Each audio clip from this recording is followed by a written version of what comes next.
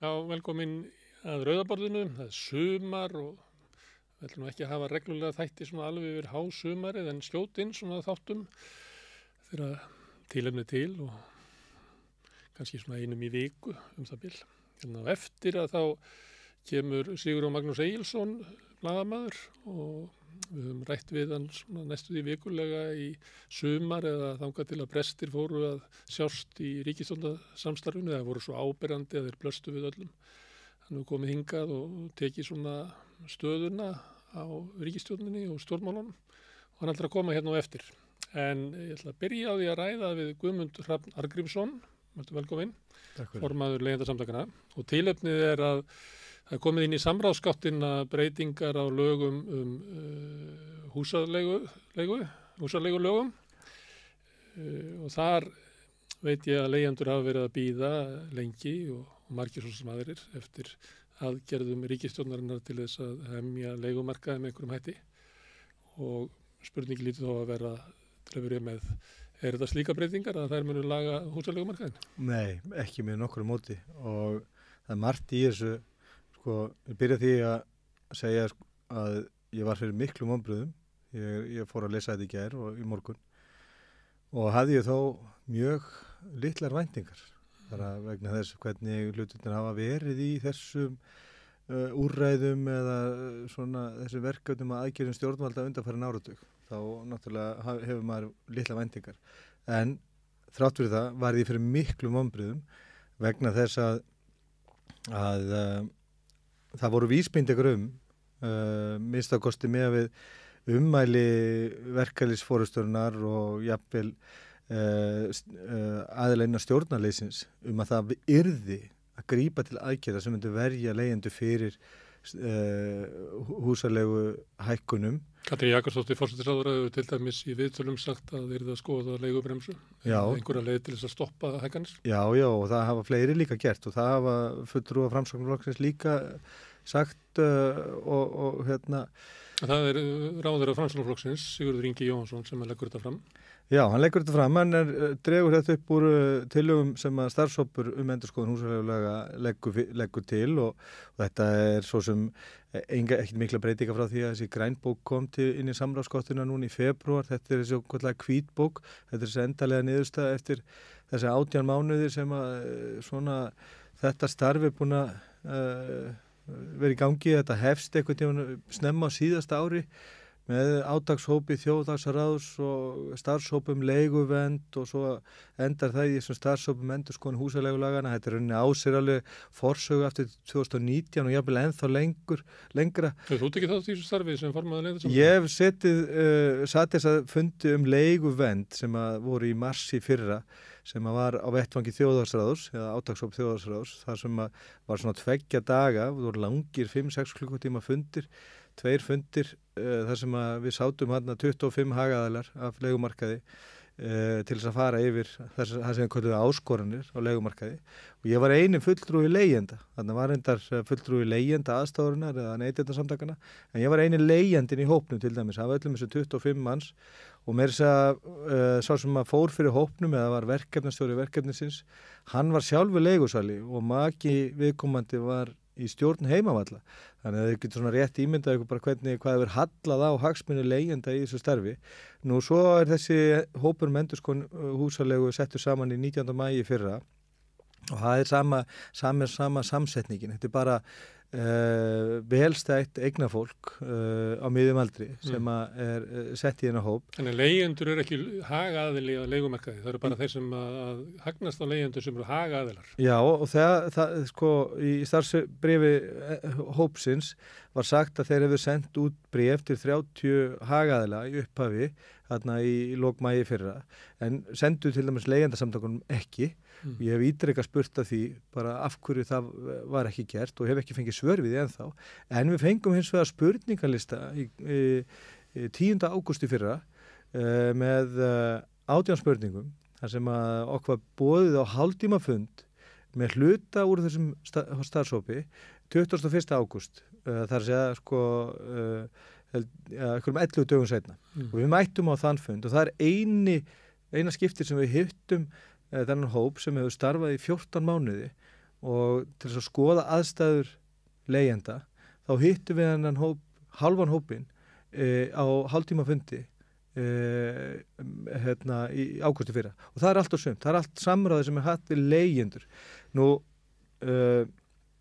svo kemur niðurstaðan út í gegnum þessa grænbók sem var kynnt í febrúar og þetta bara sama stefið. Þetta þetta bara verið að afrita texta sem að maður hefur séð gangandi gegnum þessa vinnu frá starfshópnum sem að starfaði Það er þessi góðu texti. Já, veturinn 2018-2019 þessi texti bara til og þar var reyndar gengu stjórnvöld þá lengra fram í loforðum til leigjenda, varðandi til dæmis leigubremsu sem að fylgdi loforðum ríkisstjórnarinnar fyrir lífskjarasamninga 2019. Þannig það hefur fallið út á leiðinni? Já, það fallið út á leiðinni og hefur ekki verið tekið upp aftur og líka þetta fræga loforðum að styrkja samtök leigjenda sem eru ekki verið efnt ennþá og það eru liðin rúmlega 4 ár síðan að stjórnvöld fjármögnuðu þetta loforð í gegnum þennan samning en hafa svo ekki hreyft við neinum svörum frá þegar leigjendasamtökin hafa verið að sækja eftir því að þetta lofur sig efnt. Þannig að en núna kemur þessar niðurstöður þessara vinnu sem í rauninni niðurstöður vinnu sem að það er lagt svona grunnin eða drög að endurskoðun húsaleigulaga strax árið 2009. Þá strax farið að ræða mikið að það þurfi að endurskoða húsaleigulög vegna þess að réttarstaða og samningsstaða og staða leigjenda almennt sé algjörlega óboðleg. Og það fer af stað í gegnum þáverandi stjórnvöld og öll stjórnvöld síðan hefur verið talað þetta, endurskoðun húsaleigulaga, réttarstaða leigjenda, samningsstaða leigjenda og staða leigjenda almennt. Þetta er 14 ár. Eftir 14 ár kemur svo þessi moðreikur sem að mér finnst eiginlega alveg ótrúlegt að verkalýðshreyfingin hafi tekið þátt í að samþykkja vegna þess að það eru 2 fulltrúar verkalýðshreyfingarinnar, annars vegar frá ASÍ og svo frá BHM, BHSRB ég man ekki hvert þriðja heildarsamteki voru sem að Sigríður Ingibjörg Ingadóttir hún Fræðingur BSRB.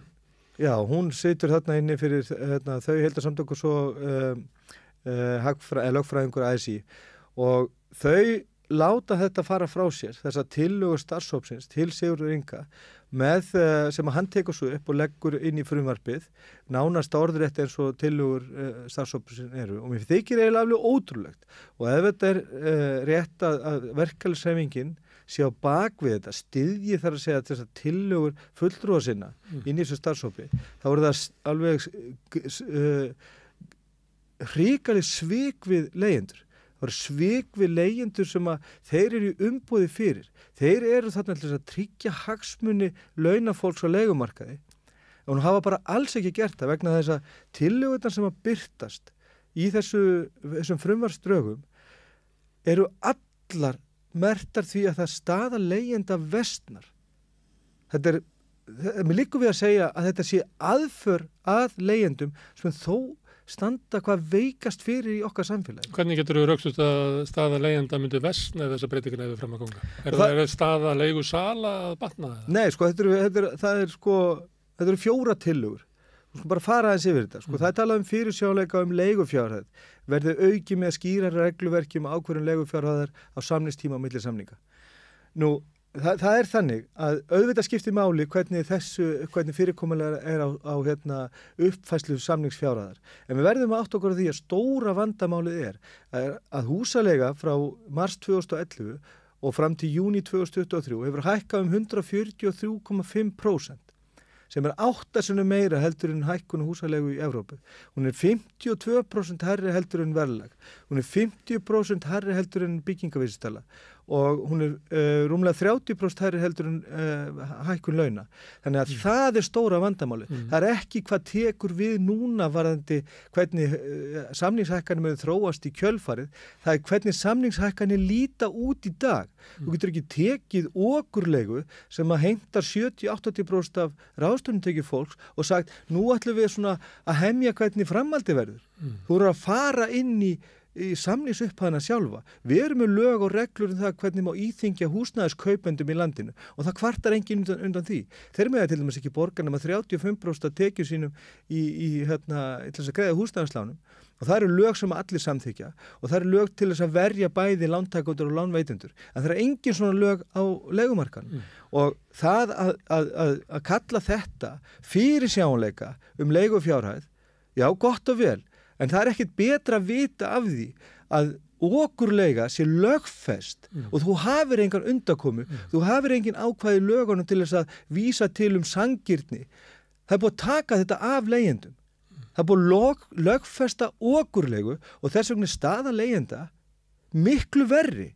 Og þetta er aðför að réttarstöðu leigjenda til þess að kalla fram sanngirni í húsaleigu sem að var ákvæði, stutt og laggóð, 37. grein húsaleigu sem að fjallaði sanngjarna og réttláta húsaleigu.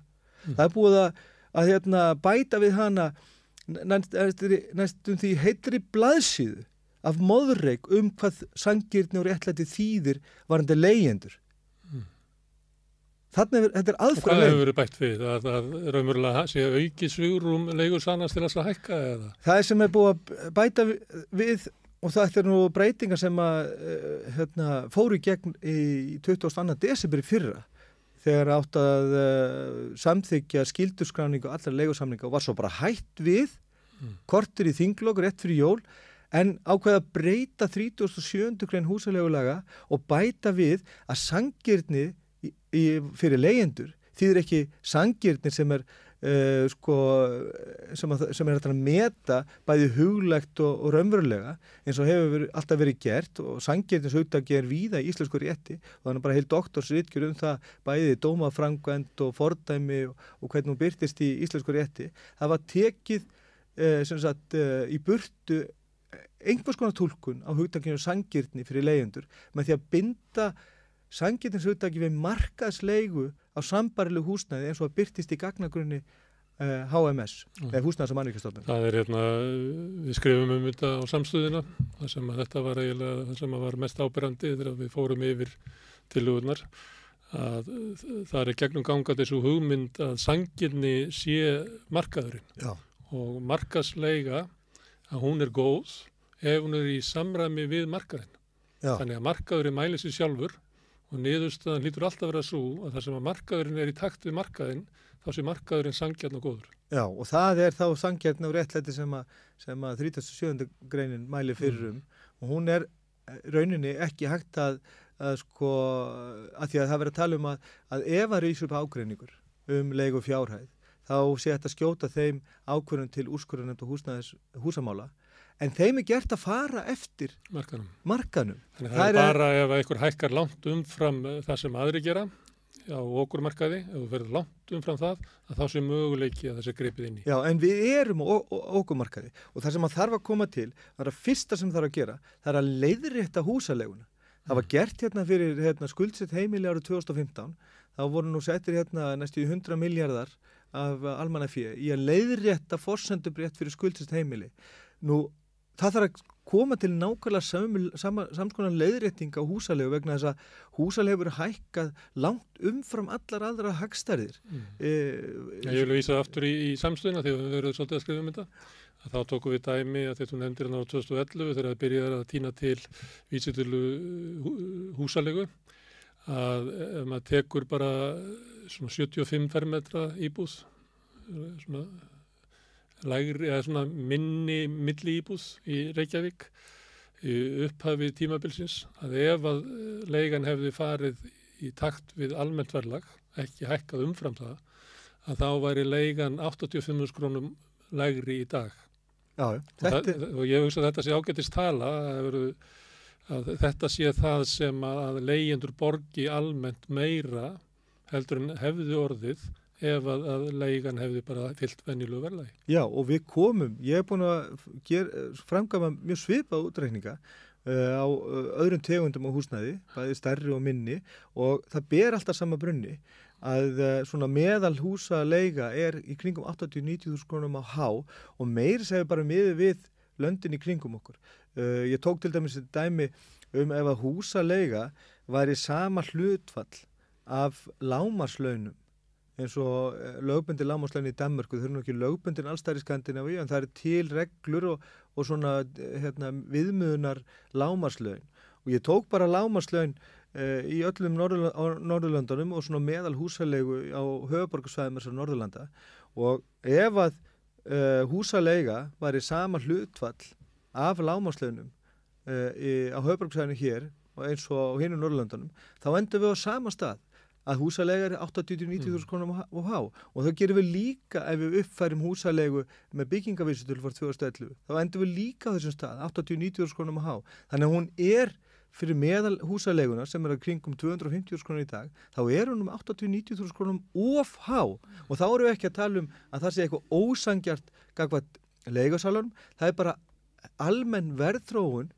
frá 2011 sem að vantarlega kemur ekkit meira niður á leigusalunum heldur en leigjendunum sjálfum að þá er þetta það sem þarf að leiðrétta. Það er ekki hægt að segja að okurleiga sem að hefur fengið að þróast í 13 ár eða 12 ár að hún sé bara lögfest og svo framhaldið sé einhvers konar hamning sem að er þó ekki eðlisuna hamning vegna þess að markaðurinn mun alltaf halda áfram að þróast og þegar að svona stórir leigusalar eru með marga samninga og ef þeir bara eru alltaf eitthvað að hækka örfá prósent að þá mun það hafa þau sömu áhrif eins og þetta er í dag. Þetta er ekkit öðruvísildur en þetta hefur verið í dag. Það er náttúrulega reyndar verið þannig að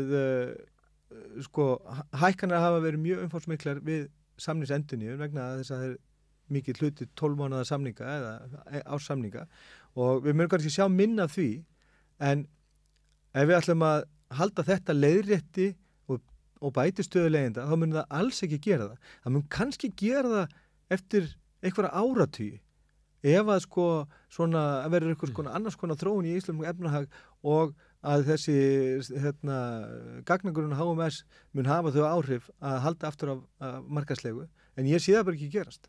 Og þanga til eins og hinga til að þá munu leigjendur halda áfram að borga þetta yfirverð.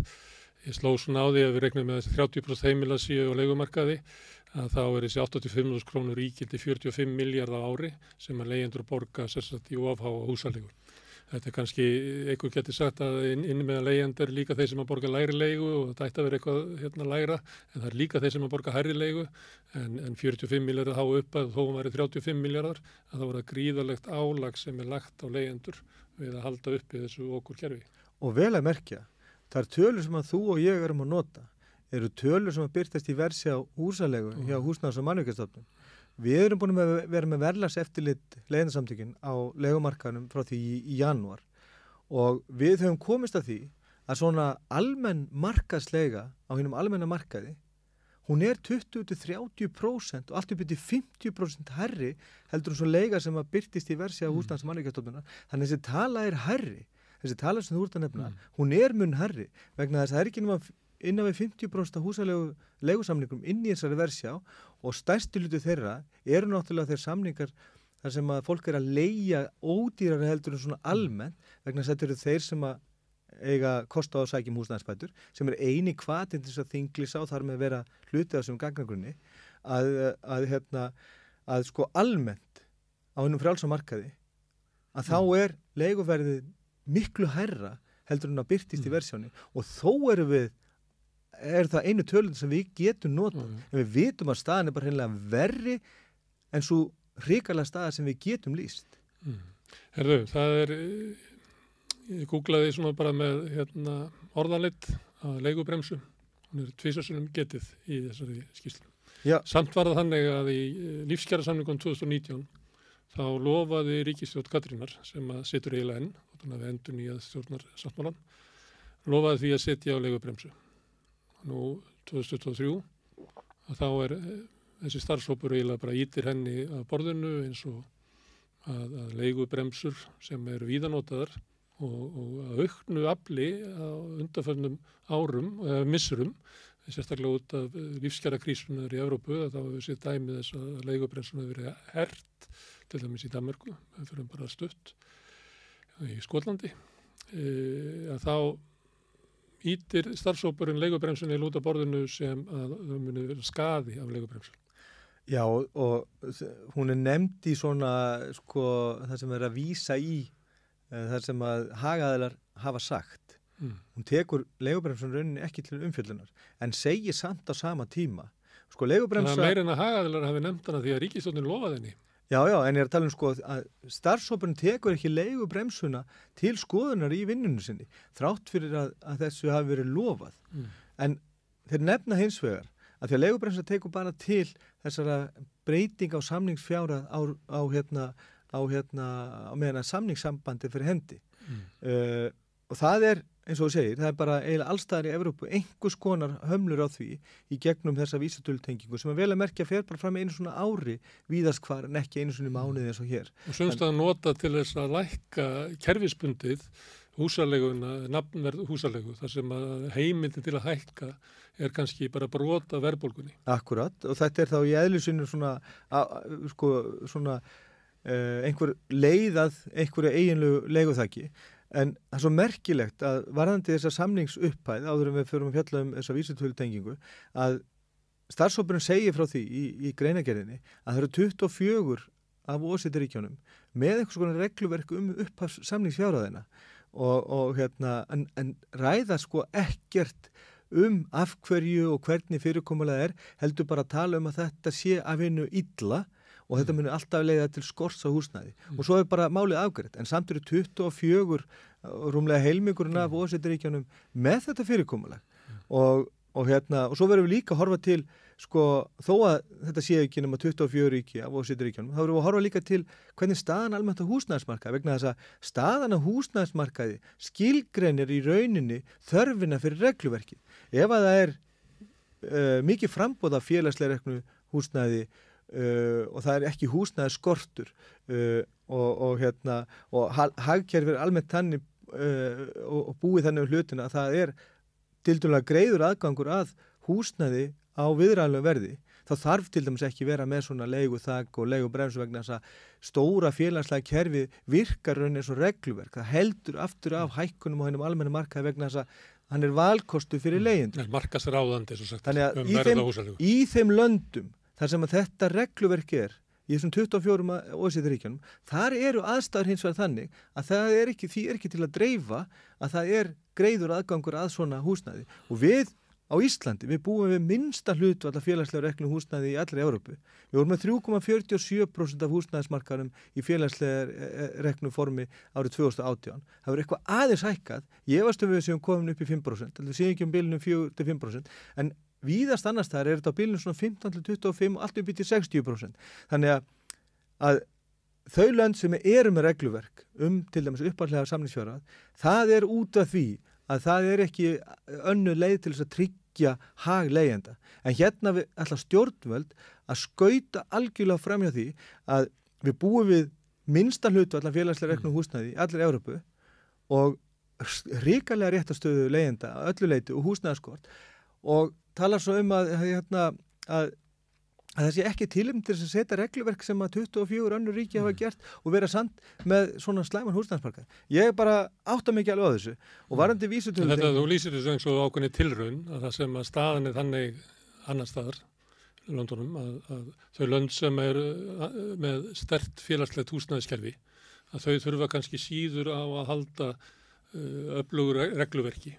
En það sem að félagslega kerfið er veikt að þar er yfirleitt öflugt reglukerfi til þess að halda aftur að markanum.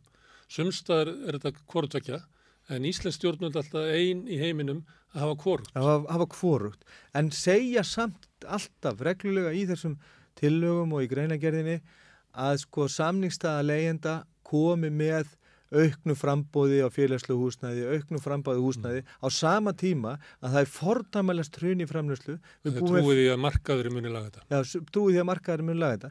Ef að við værum með 30% af öllu húsnæði félagslega rekið og nægt framboð, þannig að það væri raunveruleg valkostu fyrir alla og bara þeir sem að vildu myndu geta farið inn á almenna marka vegna þess að það væru kannski betur búnar íbúðir eða þær væru með betra útsýni og þess áttar eða hvernig sem að það væri, hvort að þetta væri eitthvað öðruvísi heldur en svona félagslega reiki eða hvort að bara vildi ekki búa í félagslega reiknu húsnæði, það er kannski sömur sem að finnast það eitthvað óþægilt fyrir sjálfsmyndina, en ef þetta væri rauninni valkostur, þá myndum við ekki þurfa að vera með svona stýringu á frjálsa leigumarka vegna þess að ef að leigjendum býður við eða bara geti ekki staðið undir þeim kjörin sem eru boðin, þá bara hafa þeir valkost, en í dag hafa þeir enga valkost, þeir eru fastir þar sem þeir eru og komast ekkert, og þegar að staðan er þannig að þá þurfa stjórnvöld að setja regluverk og það hefur alltaf verið þannig og það er hugsun bara ríkið, að ríkið sjáu að fólki sé ekki misboðið eða markaður misbjóð ekki fólki og það er bara forsendur fyrir markanum eru að fólk hafi samningsstöðu sem að veiti þeim kost á að bæta kjörin sín. En Guðmundur, við mjög taka þig frá svona efnisatriðum þessa mál sem eru bara svo fá og veik að það lýsir eiginlega ekki málinu að vera að labba í gegnum tillögur hópsins. Þær eru svo veikar gagnvart hinum stóra vanda sem allir viðurkenna. Hefur verið við höfum vitnað í ummæli ráðherra VG og Framsóknar, vitnað í kröfur verkalýðshreyfingarinnar og lofur ríkisstjórnarinnar í samningunum 2019, umræðu sem hefur verið innan stjórnkerfisins alveg frá 2009 í 14 ár við að bæta ástandið og ekkert kemur út úr þessu. Þá langar menn til að spyrja þig, hvernig stendur á því að frammi fyrir þessu vanda kemur Sigurður Ingi Jóhannsson fram með eitthvað sem er ekki neitt? Ég get ekki kannski svara því af hverju hann gerir þetta. Heldur hann sé búin að gefast upp í pólitík? Ég held að sko, það skiptir máli hverju hann velur til þess að safna þessu gögnum. Ja, þú velur náttúrulega niðurstuna með því hverju þú velur til þess að framkvæma þetta. Þú getur komið með tillögur breytingar í bankakerfinu og valið bara einhverja sturlaða nýfrjálshyggjumenn og þeir leggja til þess að allir bankarnir verið seldir úr ríkiseign. Já, ég er að segja það, sko, það náttúrulega birtist svolítið í því, bara hvernig hann, sko, þannig eru fulltrúar frá ráðuneytunum, frá samtökum atvinnulífsins, frá verkalýðshreyfingunni, þannig eru náttúrulega sko fulltrúar frá verkalýðshreyfingunni sem eru hagfræðingur og lögfræðingur, sko hátekju, velsett eigna fólk og fyrir hópnum fer svo velstæður lögfræðingur sem er giftur framsóknarþingkonu svona og hægur og heimatökin þar að velja náttúrulega mann þar inn, en ég held að við búum bara við þar aðstæður á húsnæðismarkaði að sko fjármálaöflin þau ráða húsnæðismarkaðnum. Það er það hafa birst fréttur það undanfarið að álögur eða álagning á húsnæðismarkaði á Íslandi sé fjórfalt meiri heldur en víðast annar og það kom nú bara fram í skýrslu frá BHM núna í vor að álagning á húsbyggingamarkaði veri 100%. Við höfum búið við húsnæðisskort sem er alveg fordæmalaus og honum er viðhaldið. Og er að versna gríðarlega. Og er að versna. Þannig að að það birtist manni annarkvort hafa þessi fjármálaöfl svona gríðaleg tök á framvindu leigumarkaðarins vegna þess að leigumarkaðurinn og staða leigjenda og hagnaðvonin á leigumarkaðnum sem að birtist bæði í hinum eiginlegu leigutekjum en líka í ásókn fjárfesta í húsnæði til þess að húsnæðisverð á Íslandi og hækkun þess má fyrst og fremst skýrast af stöðu leigjenda. Eignarhald á húsnæðismarkaði hefur þróast þannig að það yfir 70% af öllu húsnæði frá 2005 hefur endað í höndum eignafólks og þeirra sem og lögaðila sem eru að setja íbúðir á leigumarkaðin og það er þetta fólk, fjársterka fólk sem er að keyra upp húsnæðisverðið og það... Vegna þess að leigjendurnir eru að borga húsnæði fyrir þau. Já, af því að það Þau geta bara hækka leiguna endalaust út af skorti á það er forsenda fyrir hækkun og húsnæðisverði er staða leigjenda og það er þess vegna að því það eru miklu hagsmunir undir hjá mjög fjárstörku og valdamiklu fólki að það er þeirra hagsmun sem er fyrst og fremst er verið að verja með því að viðhalda slæmri stöðu leigjenda og mér liggur við að segja að þessa tillögur séu hreinlega aðför að leigjendum sem að búa þá hvað veikast fyrir. Þetta er bara algjörlega skelfilegt. Nei, það endur taka spurninguna. Er það þá þannig að ráðherrann sem að kemur fram og viðurkennir vandan á leigumarkaði, að þurfa að gera eitthvað í þessu, bæði innviðaráðherra og forsætisráðherra, viðurkenna það. Síðan er settur í gang starfshópur sem að vinnur í nánum tengslum við ráðherranna. Er það þannig að ráðherrarnir segja að við þurfum eitthvað sem að lítur út eins og breytingar til þess að geta staðið undir því sem við höfum sagt við almenning, en í Guðs bænum ekki breyta neinu sem að raska markanum. Því að við viljum hafa markaðin þannig að hinn efnameiri hafi tækifæri til þess að græða á hinnum fátækari. En það eru enga breytingar í þessu. Það eina breytingin er að búið að banna mánaðarlega uppfærslu með vísitölu á 12 mánaða samningum. Það er eina breytingin í þessu. Hitt allt eru áherslur á fræðslu, að styrkja kærunefndina og upplýsingarskyldu. Gagningunum. Það er engar aðra breytingar. Eina breytingin er að það má ekki uppfæra húsalegu á samningum sem eru styttri en til 12 mánaða. Og þegar þú leggur til enga breytingar á markaði þar sem fólk þjáist, þá ertu raunverulega að leggja til að fólk haldi áfram að þjást. Já, og ekki bara það, heldur tekur af þeim þau veiku réttindi sem voru inn í fyrir lögum að það var hægt að kalla eftir sanngirnismati og mati á hvort að húsalega væri réttlæti eða sangjörn og þá hefur þurft að fara fram sanngirnismat. Þetta var það sem við í leigjendasamtökum höfðum í huga að er gert vegna þess að það var ekkert í þróun hagkerfisins sem bendi til þess að húsalega væri sangjörn með nokkur móti.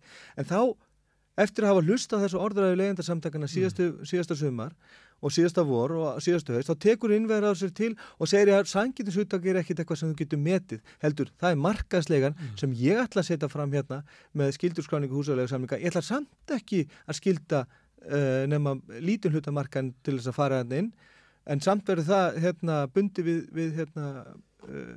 við húsaleguna. Þannig að, eins og segi, það eru enga breytingar nema þessi eina litla breyting sem vel að merkja að þessi breyting að vísitala húsalegu á 12 mánaða samningum með ekki breytast fyrir eftir 12 mánuði. En á 2 ára.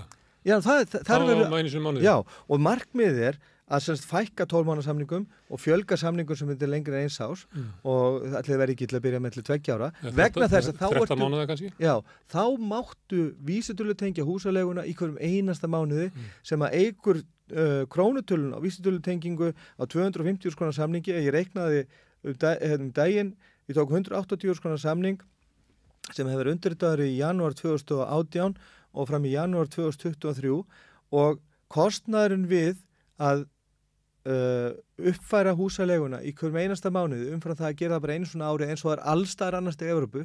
Þetta er eina landið í Evrópu, ég held örugglega í heiminum, þar sem að vísitala hefur áhrif á leigufjárhæð einu svona í mánuði, að þetta hækkaði fjárhæðina á þessum 5 árum næstum 400.000.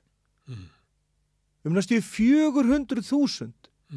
Og þetta hefur verið að lögfesta inn í þessar séríslenska afbrigði, en takk út fyrir sig að 12 mánaða samninga. Af því allstar í Evrópu þá bara kemur vísitölutengingin og uppfærslan samkvæmt henni einu svona ári. Þetta ég er búin að ræða þetta við verkalýðshreyfingunni, ég er búin að fara að fund með ASÍ, ég er búin að tala við fulltrúa ASÍ akkurat þetta og í þessum tóni og þeir eru búin að samþykkja þessu útreikninga. Ég er búin að sýna þeim þetta, ég er búin að fá svör frá þeim, þetta er rétt hjá þeir, en samt leggja þeir blessun sína yfir þetta.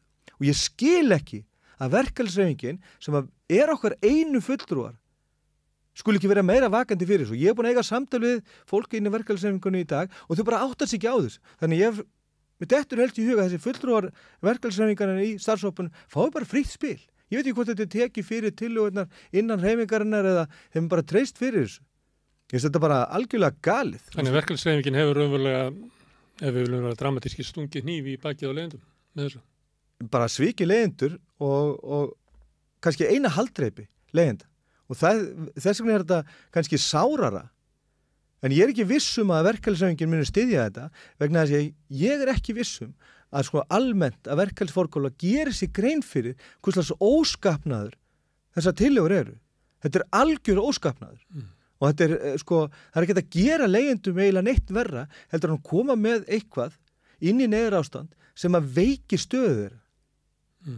Það áttur að koma í ljós, þetta náttúrulega tillögur starfshóp sem eru lagðar hérna inn í sambandsgáttina. Þetta ekki frumvarp sem orðið, þetta lagt fram af mjög veikum innanríkisráðherra sem stendur veikt pólitískt í flokki, sem stendur veikt pólitískt í ríkisstjórn sem stendur veikt.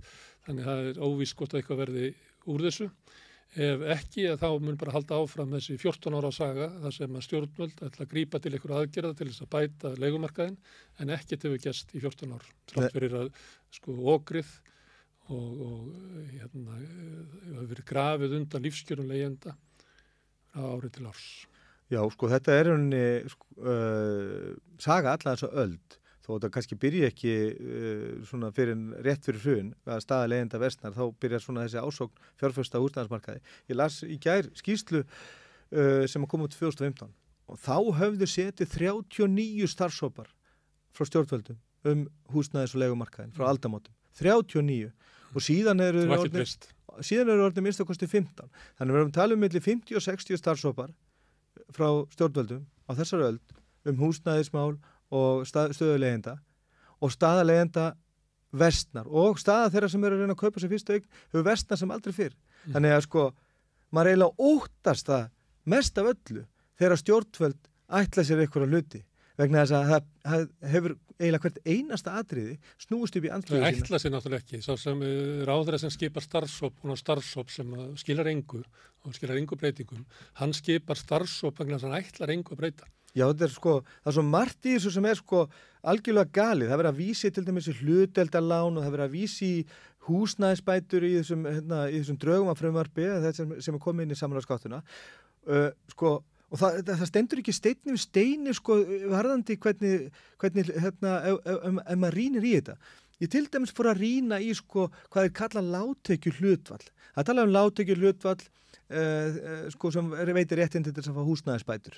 Húsnæðisbætur eru kringum 10 milljarðar á ári. Og svo talað lágtekju hlutfall sem veitir réttindi til þess að fá hlutdeildarlán, sem talað þessa flóttaleið út af leigumarkaðnum. Ef þú uppfyllir lágtekju hlutfallið sem skrifað inn í hlutdeildarlaunin, lögin hlutdeildarlánin, sem þýðir að hjón mega vera með 12.040.000 krónur í ástekjur, samkvæmt nýju uppfærði reglugerð frá 21. júní síðastliðinn, þá færðu engar húsnæðisbætur. Ef þú ert með þessar tekjur, hjón með 12.040.000 í ástekjur, þá færðu 0 í húsnæðisbætur. Þá eru lágtekjuhlutfallin í húsnæðisbótakerfinu svo lág og svo verður að tala að úrræði hlutdeildarlán verið fyrir leigjendur. Ef leigjendur sem að rétt skríða undir lágtekjurnar sem veita rétt á hlutdeildarlánum fá aldrei húsnæðisbætur og hafa kannski aldrei fengið eða ekki fengið í mörg ár. Hvernig eiga þeir að komast út af húsnæðismarkaði með aðstoð stjórnvalda sem að hefur tekið af þeim með húsnæðisbætur sem að bæði, eins og þú nú talað sjálfur, hafa tapað verðgildir sínu og Bjarni Ben sagði það nú bara í andsvörum við fyrirspurn Helga Hjörvar í þinginu árið 2015 að húsnæðisbætur gera ekkert annað heldur en að hækka húsaleigu. Þetta sagði hann sjálfur. Þú ert gáttaður á þessu. Ég er gáttaður. Þú verður að bíða lengi eftir réttlæti. Og ef ég má í svona lokin bara vitna í stjórnmálamannið á Íslandi að ef við látum fólk bíða eftir réttlæti það sama og hafna því. Neita fólki réttlæti. Það er svoleiðis. Hendur þannig. Við vorum að tala veikan innanríkisráðherra og við ætlum að halda áfram að tala hann hér á eftir. Sigurjón Magnús Egilsson kemur og við ætlum að taka púlsinn á ríkisstjórnarflokkunum og þar með Framsóknarflokknum og þar með Sigurði Inga Jóhannssyni. Þetta er augnablik.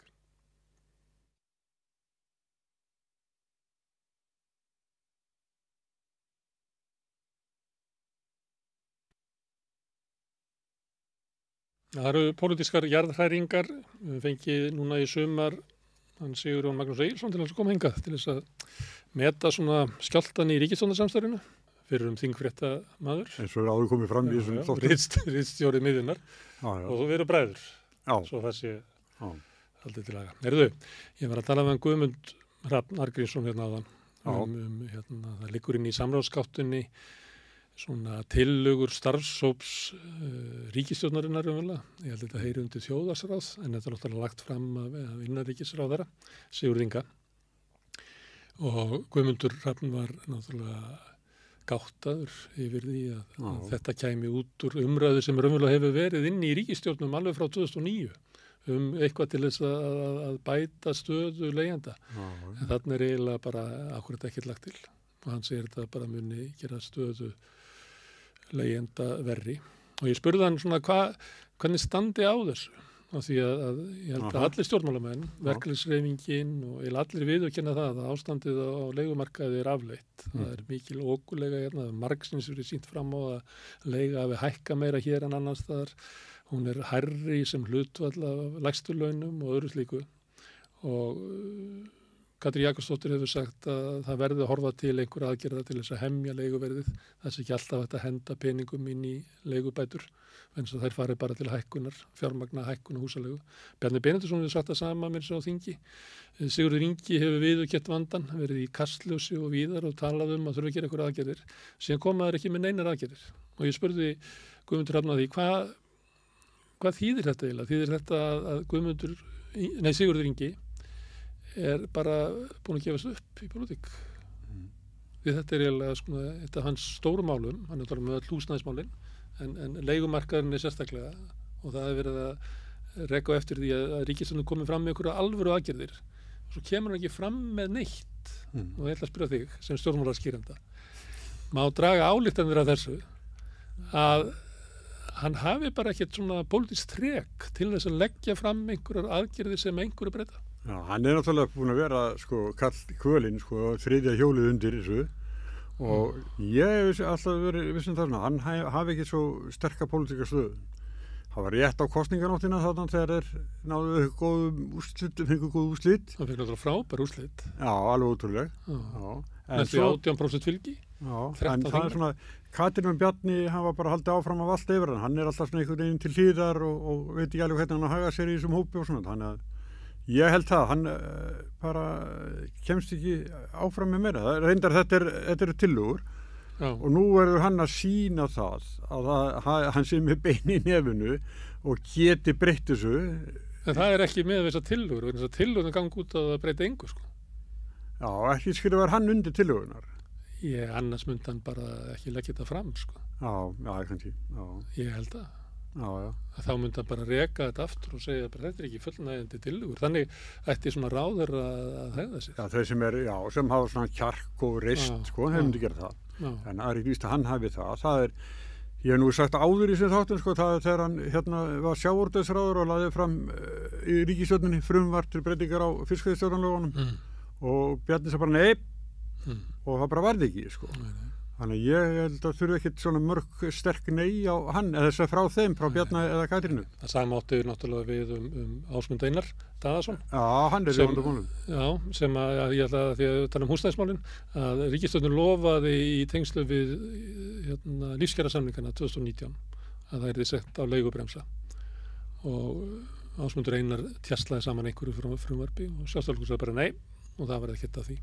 Ég spurði Ásmund Einarsson okkur strandaði þetta þá benti hann bara á einhvern sjálfstæðismann eins og það væri bara þú veist, ég reyndi allt og hvað reyndirðu? Ég bara þeisuðu nei og reyndirðu að breyta því eitthvað? Nei, ég bara tek náttúrulega nei frá sjálfstæðisflokknum eins og það er bara það er ég?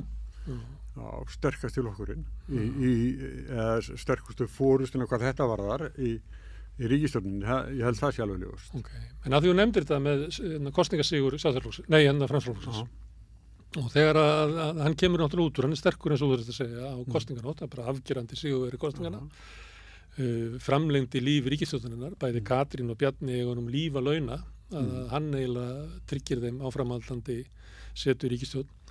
Svo komaði sér hérna, man ekki hvað það var, rúmur 2 mánuður í að tjasla saman stjórnarsáttmála og það var verið að telja atkvæðin upp í Borgarnesi og þá fær Sigurður innviðaráðuneyti sem var hans draumur. Sem var smíða fyrir hann eitthvað. Þetta bara svo legokubba ráðuneyti. Hann benti, ég vil fá þetta og ég vil fá þetta. Stundum það þannig að þú ert að semja að þegar þú gerir eitthvað svona að þá eiginlega kassar inn allt sem átt á þessum samningum. Og þegar þú ert búin að því að þá farið átt ekkert inn í neitt meira. Þú ert búin að fá allt sem þú baðst þú baðst ekki meira. Já, það sko 2 dæmi alveg skýr til þetta. Það var þegar að Davíð Oddsson og Jón Baldvin voru að mynda ríkisstjórnin út í Viðey og þá segir Jón Baldvin á fyrstafundi á bryggjunni bara, hann samdi af sér á bryggjunni á ES, við sækjum ES Davíð alltaf verið á móti ES en við sækjum aðild ES yes sir og réði öll eftir það og svo það líka nýrra dæmi gáum að því, það það þegar að fyrri ríkisstjórn Katrínar mynduð þá leggur hún ofur áherslu að vera forsætisráðherra og þá sagði Bjarni kannski ekki yes sir en já, vertu forsætisráðherra þá var hún búin að fá allt sitt og Bjarni hafði fríspil eftir það svo þá var Sigur Ingi náttúrulega mikið veikari stöðu heldur en hann var svo síðar og mátti þakka fyrir að fá að fljóta með en núna hefur hann fallið í þessa gryfju að koma með svona afgerandi kröfur líklega hótaði að þetta verið ekki með en við fengjum þetta og þau segja bara við henni já, þú mátt alveg fá þetta bara hendum þessu inn í þetta ráðuneyti og þessu og bara það var bara eins og vilt og síðan fær Framsóknarflokkur ekki neitt Herðu, en hann eitthvað daufur hann Sigurður Ingi hann náttúrulega kannski Sigurður Ingi Já Heldur það meira núna en áður? Ég veit ekki, hann náttúrulega lék á alls sotti þegar hann var forsætisráðherra sko. Fólki fannst svolítið svona sniður þessi bangsakall einhvern veginn sko. Byrjaði að vera með flagaraklút og þetta með hringin Nú klúturinn farin og bara komið inn svona slæða sem að við höfum hálsin á sér sko. Hann týnt flagaraklútnum og komið bara slæði frá konunni og nei, hann sem sagt var forsætisráðherra og var mjög glaður með það eðlilega kannski en svo ég bara held ég að staða hans gagnvart hinum tveimur sé bara afskaplega veik. Ég held að sko Bjarni og Katrín kannski að tala saman eitthvað í síma á kvöldinu eitthvað en það ekki 3 í símtalinu sko. Nei. Það gert ráð fyrir því að samkomulag milli þess sem eru yst leiði að því að það samkomulag við miðjuna í leiðinni Það fer eftir hvað fóringi þar sterkur eða veikur, lítur að vera, sko. Það láti ekki allir fara svona messi bara endalaust, sko. En þetta virðist vera. Herðu, má ég tala meira við Framsókn, það voru að tala um kosningasigur og það annar kosningasigur var í sveitarstjórnarkosningunum í Reykjavík. Einar Þorsteinsson, sem að kannski einhver hefði getað sagt að þarna nú komið framtíðarleiðtogi Framsóknarflokksins á landsvísu, sá sem að landar stórum sigri í Reykjavík fyrir Framsóknarflokkin, hann getur bara eiginlega komið og sótt flokkin, þetta er svo mikið afrek fyrir þá, að ná þessu. En hann ekki að fyrir gott mót. Nei, alls ekki bara. Ég held að sko hann boðaði það, hann væri maðurinn að miklu breytinga og fer svo inn í fallin meirihluta og heldur bara áfram svo ekkert hefði skorist. Það bara ekkert breyst nema hann verður borgarstjóri eitthvað tímann. Það bara í loka sás, eða ekki? Já, það skipti yngu máli en eitthvað tímann verður hann það en hann búinn að sýna það að hann ekkert maður neinna breytinga. Hann með örlítið öðruvísi áherslur heldur en meirihlutinn. Það í því að vera svona að vilja taka til í fjármálunum, skera niður. Við verðum bara að taka okkur höggið, svolítið svona stemming eins og innan úr hægri flokknum.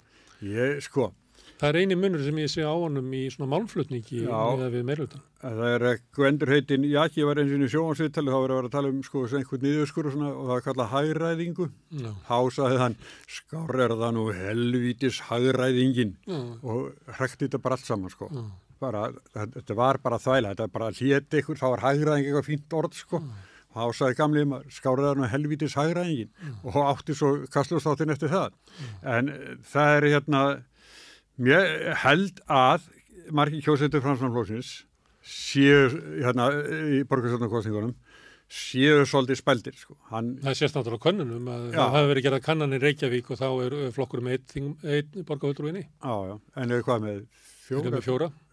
Það ég bara að sjálfda sem hún sérð að kosningasigur tæmist svona hratt. Ég bara man ekki eftir öðru dæmi. Að mestum hluta sko. Já, ég man ekki eftir öðru svona dæmi sko. Nei, hann hefur farið viktast að. Þetta svona, verið svolítið veikt hjá hann. Það ekki klókt að heyja kostningabaráttum að við viljum breytingar og breyta svo engu. Það ekki það er alveg vonlaust. Og eiga þetta alltaf eftir. Þurfa að safna hverju kvöldi, ég verði að fara að breyta ykkur. Og svo býður dagur honum góðan dag, en það mætir í vinnuna og svona, og þá bara er þetta bara svoleiðis. Ég held að sé þannig, ég held að hann sé með mikla svona. Heldur að það sé vandamálið, að Dagur sé svona rótgróin þarna og valdamikill og Einar láta hann spila með sér svolítið. Já. Heldur það sé vandinn? Já, kann engin betur á þetta kerfi heldur en Dagur, engin sem er þarna núna, það er bara. En valkostinni sem Fransson hefur, valkostinir, þeir eru ekki góðir, þeir geta ekki slitið, það er ekki að efna til kostninga eins og þinginu, þannig að þú verður að mynda meiri hluta með, ég veit ekki hverju. Sjálfstæðismenn, hvað eru þeir með marga? Þeir eru með 7 og 4, það er 11, þá vantar þeim. Það vantar sósíalistan, það er komið. Já. Ég held að það náist ekki saman, ég veit ekki það. Eða reyndar það, ef þetta er svona þá myndi hún flokku fólksins duga, sko. Já, en ég held að vanti, sko, einn viðbót. Já. Ok, ég verður með eitthvað televillast. 12 til að vera meira. Bara með 6, sko. Sjálfstæðisflokkur er bara með 6. Og Samfylkingin með 5. Framsókn með 4. Já, 4, já, það er 10. Sósíalistar með Viðreisn bara með 1, sósíalistar með 2 og svo er þau með 1 hver. Já, Viðreisn með 1. 10, 16, og 21, já. Og aftkið svo með 1 í stjórnarandstöðu. Þannig þau eru að taka sko Viðreisn og Flokk fólksins með. Já. Í einhverja stórkostlega tiltekt og niðurskurð í eitthvað svoleiðis. Alvöru breytingar og ráðast í þetta festu og öryggi. Þetta er ekki raunverulegur valkostur. Þannig hann situr hann eftir með Dag. Já. En sko, hann var með sko bara hefti bara fullt af pinningum og hann er búinn með svo mikið sko. Já. Hann er búinn með svo mikið, hann er búinn með sko 3/4 af fylginu farið. Já. Og þá er svolítið erfitt að spinna sig í botni núna og segja, ég hef ekki að fara að breyta ykkur. Hann hefur ekki lengur þessa stöðu sem hann hafði strax eftir kosningar. Við myndumst á Ásmund Einar sem er náttúrulega mjög sérstakum málum þessa dagana fyrir stjórnmálamann. Frænkur hans eru með podcast, lofa mörgum þáttum, búin að senda út einn, heitir Lömbin þagna ekki. Hlustar á þetta? Nei. Ég hlusta á þetta. Jóhann félagi minn Þorvarason sem skrifa mikið inn á miðuna, hann er að vinna í þessu. Ég mæli með þessu eiginlega, þetta er mjög sérstakt, af því þær þekkjast svo vel og svo eru að tala saman mál sem að þær þekkja mjög vel, en þú sem áhorfandi þekkir ekkit sérlega vel, þannig að það er svolítið flókin sko þráðurinn í sko frásögninni. En þær eru skemmtilegar og þeim finnst þeim finnst þeir skemmtilega saman. Njóta sér vel. Þannig að sömuleitið er gaman að hlusta á þetta. En ég veit ekki með þetta mál sko. Þetta er náttúrulega ekki gott að vera með svona, hvað er þetta kallað að vera með óreina þvottin út af snúru? Já, og ég sá MBL í dag að þeir hafa reynt mikið að ná í ráðherrann og Sigurð Inga en án árangurs. Sigurð Inga út af þessu máli? Já, hvort þetta verið tekið upp í Framsóknarflokknum. Náttúrulega sko, hann er einn af 3 ráðherrum Framsóknarflokksins. Einn af 4. Já, hverju gleymdi ég? Þá gleymdi Willum kannski? Já. Eða Lilju. Já. Kannski gleymdu Sigurð Inga. Já, þetta er að talja með. Það Bjarni og Katrín gleymanum alltaf. Já, því ekki ég. Kannski er það þannig að fólk gleymur bara. Heldur þetta hafi afleiðingar? Eða kannski snabbt að segja? Hvernig er þetta hérna á Íslandi? Þetta er vinsælast í ráðherrann. Er það? Ásmundur. Já, malar þetta. Hann er langvinsalastur. Hann er komin yfir sko Katrín Jakobsdóttur.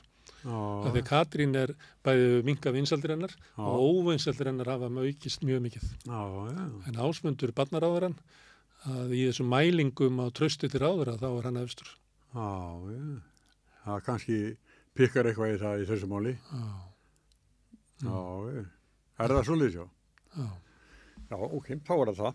En já, auðvitað er þetta, sko, varðar þetta Framsóknarflokkin máli og hann er búið eins þungum sökum, innbrot og skemmdir og Og var hann ekki í innbrotið þegar löggan kom og svo þetta ekki í málunu. Borgarnes löggan, alveg eins og með kjörkassana, þetta bara... Og svo yfirgang og frekju. Já. En Sigurður Ingi, hann lifði nú af svona nexlismál út af svona rasískum ummælum á búnaðarþingi. Já.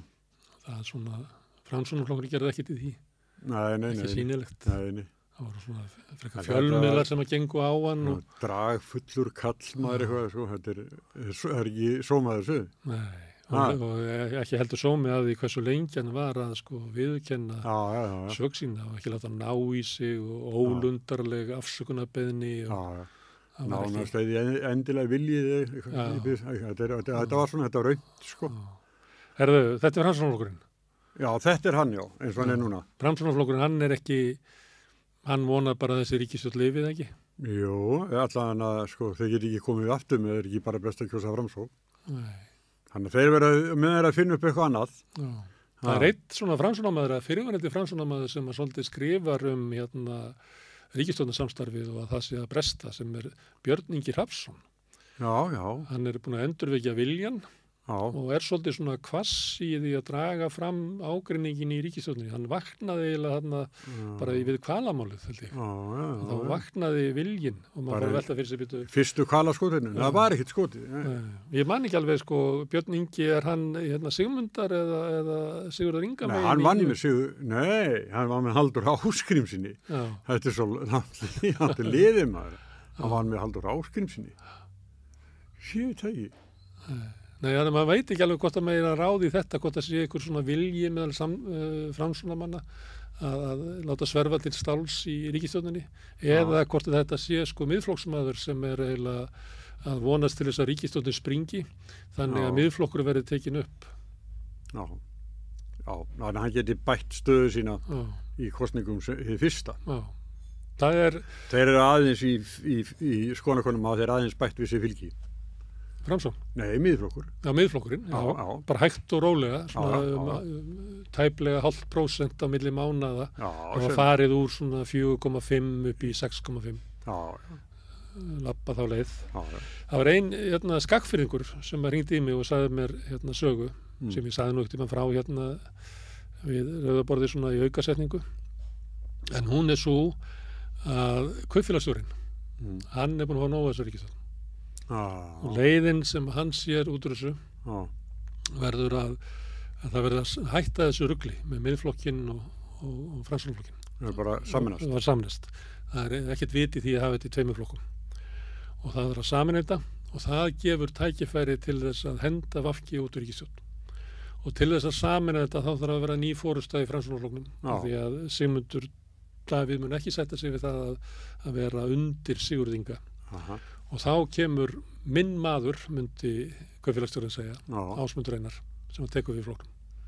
Þessi saga gengur í skagfirska efnaðsvæðinu. Já, ég held sko að kaupfélagsstjórinn hefði haft með að gera að Ásmundur Einar var fluttu til Reykjavíkur í framból.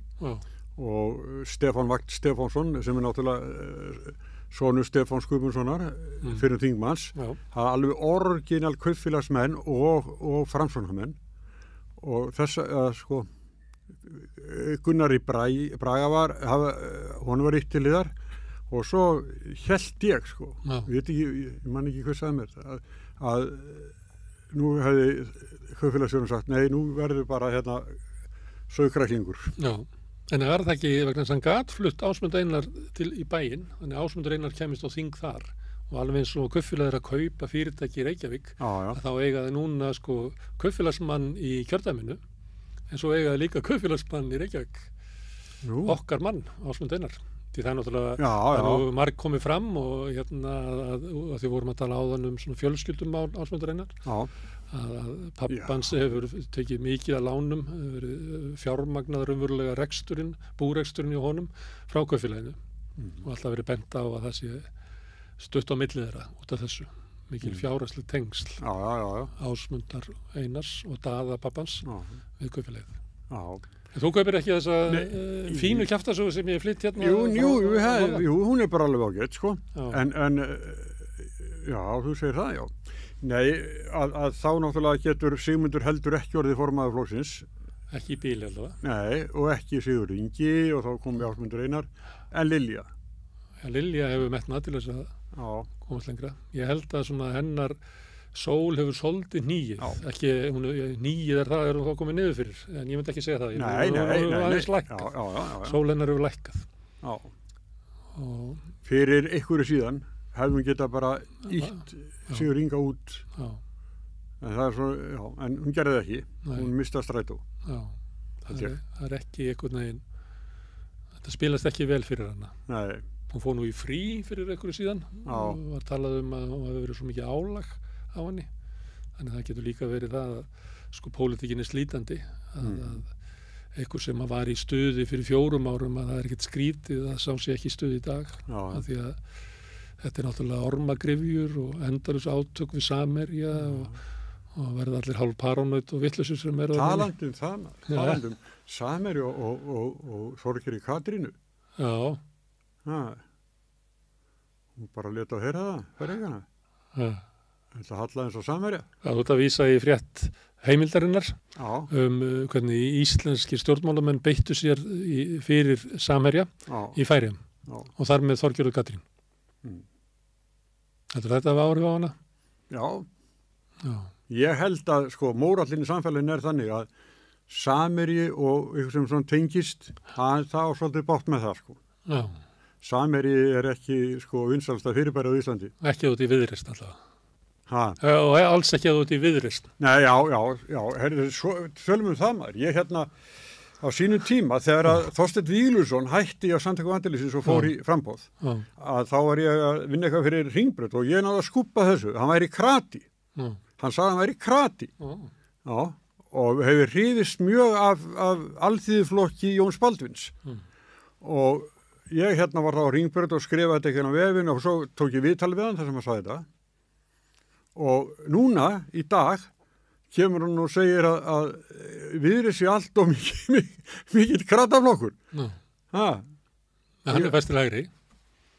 Já, bara eftir hann hætti á þingi eða ég veit ekki hvað það er, að þá er Viðreisn orðið flokkur sem hann vildi verið í upphæðlega, svona krataflokkur, hægri krataflokkur, og segir að flokkur sé þar sem hann vildi vera og allt ómögulegt.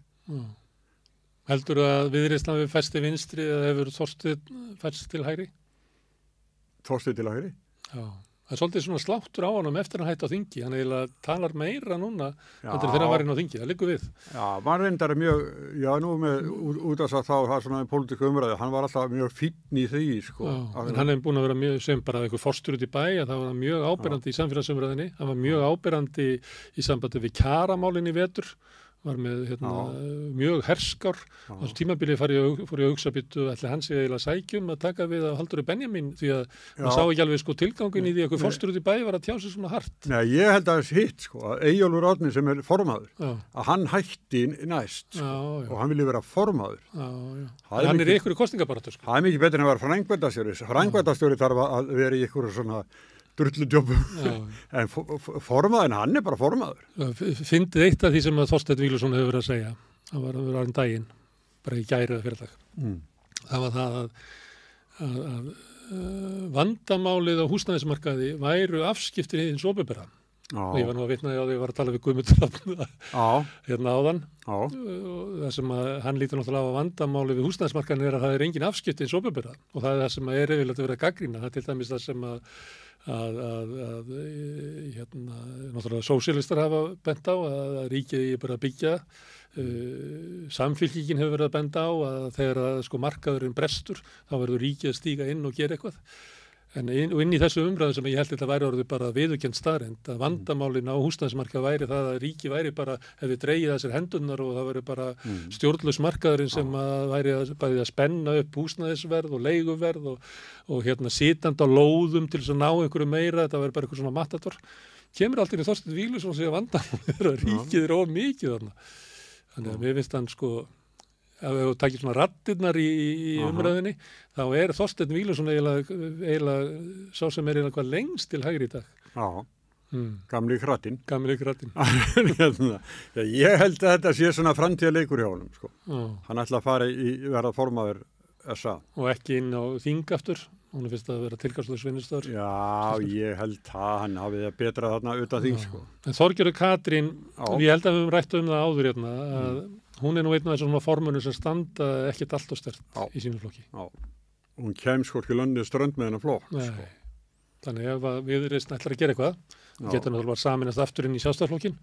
Maður heyri það stundum svona raddir inn í Sjálfstæðisflokknum.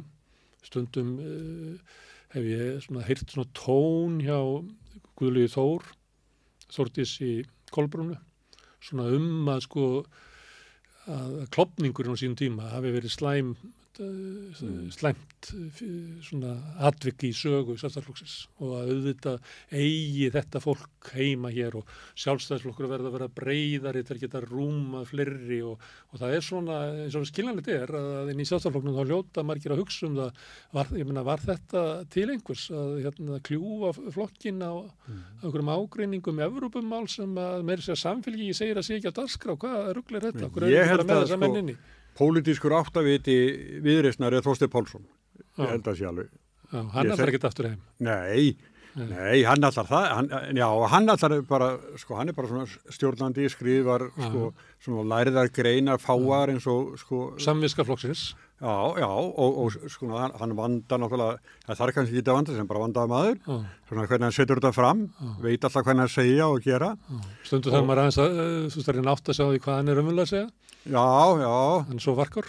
Já, kannski það.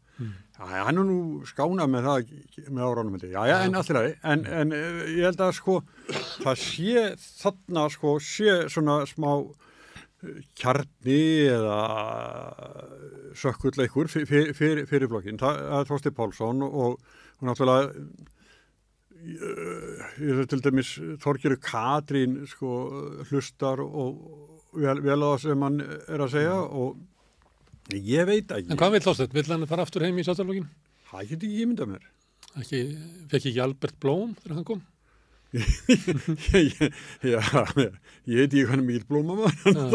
Nei. Jóhanna fekk rósir þegar hún kom aftur til Jónsbaldis. Já. Þannig það er svona hefð. Það er nýtt merki í barminn. Já. Kannski. Það er alltaf að lítur að vera eitthvað svona, ég veit allavega að það er inn í svona hlut á Sjálfstæðisflokknum og að sömuleyti getur þetta verið hérna eins og oft vil verða að þú veist hvernig getur þú talað illa Bjarna Ben á þess að gera það og þá getur þú til dæmis verið að tala þetta að það væri náttúrulega hefði verið ekki gott fyrir flokkin því að það er náttúrulega það er sök formans á hverju sinni en þannig er hefðin að líta svo á að ef flokkurinn klofnar á þinni vakt að það er bara mjög alvarlegt og þú getur ekki bara mókað yfir það eins og það ekkert sé. Nei. Þannig að ég veit ekki alveg hvað þetta er djúpstætt. Fyrir formar og fyrir varaformaður flokksins sem er inn í þessum hópi sem fer þarna. Og ég veit að margir inn í Sjálfstæðisflokknum mun að horfa á ýmislegt fólk inn í Viðreisn ekki alla og segja að þetta væri nú gott mannaval sem að væri betra fyrir okkur að hafa með okkur heldur en á mót okkur. Já. Ég held að. Þetta er nú ekki margt fólk, við getum farið yfir það. Nei, ég meina það eru margir annað sem voru aldrei upp í ungleðarhefingunni eins og Sigmar og fleiri. Sem er mjög mælskur. Já. Og Sjálfstæðismenn líta bara á sem sitt fólk. Já. Akkur hann í öðru flokki. Já. Þetta er margt fínt fólk þarna, eða svona. Finnst Sjálfstæðisflokknum? Finnst Sjálfstæðisflokknum allavega? Já, nú er bara svona persónulega, sko. Þetta er svona, En ef að það er eitthvað svona, ég held þetta sé eins og ekki ráðandi hópur inn í Sjálfstæðisflokk sem talar svona. Því að ég held að ráðandi hópur í Sjálfstæðisflokknum sé frekar svona Ólafbjarna. Skellir hurðunum, fúlukalladeildin. Ég held að hún sé svona ráðandi í dag. En áður við sleppum Viðreisn, heldur að sé hugmyndir svona inn í Viðreisn, einhverja tilvístarlegar svona vangaveltur hvort að sko það sé að verða fullreynt að þessi flokkur er ekki að fara að gera einhverja rósir. Þú veist. Kristrún gaf þeim Evrópumálið, virkaði ekki.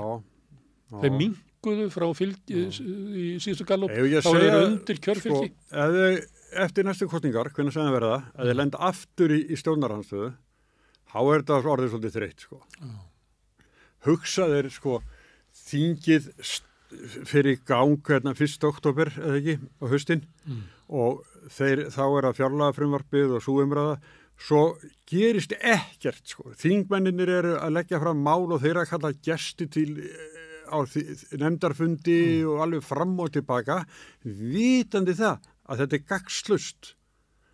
Þetta fer allt bara, þetta deyr allt saman. Það er kannski eitt þingmannamál á sko ári sem hann fær að fara í gegn og hitt er bara atvinnubótavinna. Þetta er að vera í þessu ár eftir ár og kjörtímabil eftir kjörtímabil. Það hlýtur að vera bara andskottunum leiðinlegra. Já, og svo er það líka þannig að kalla til gesti á þingnefndafundi.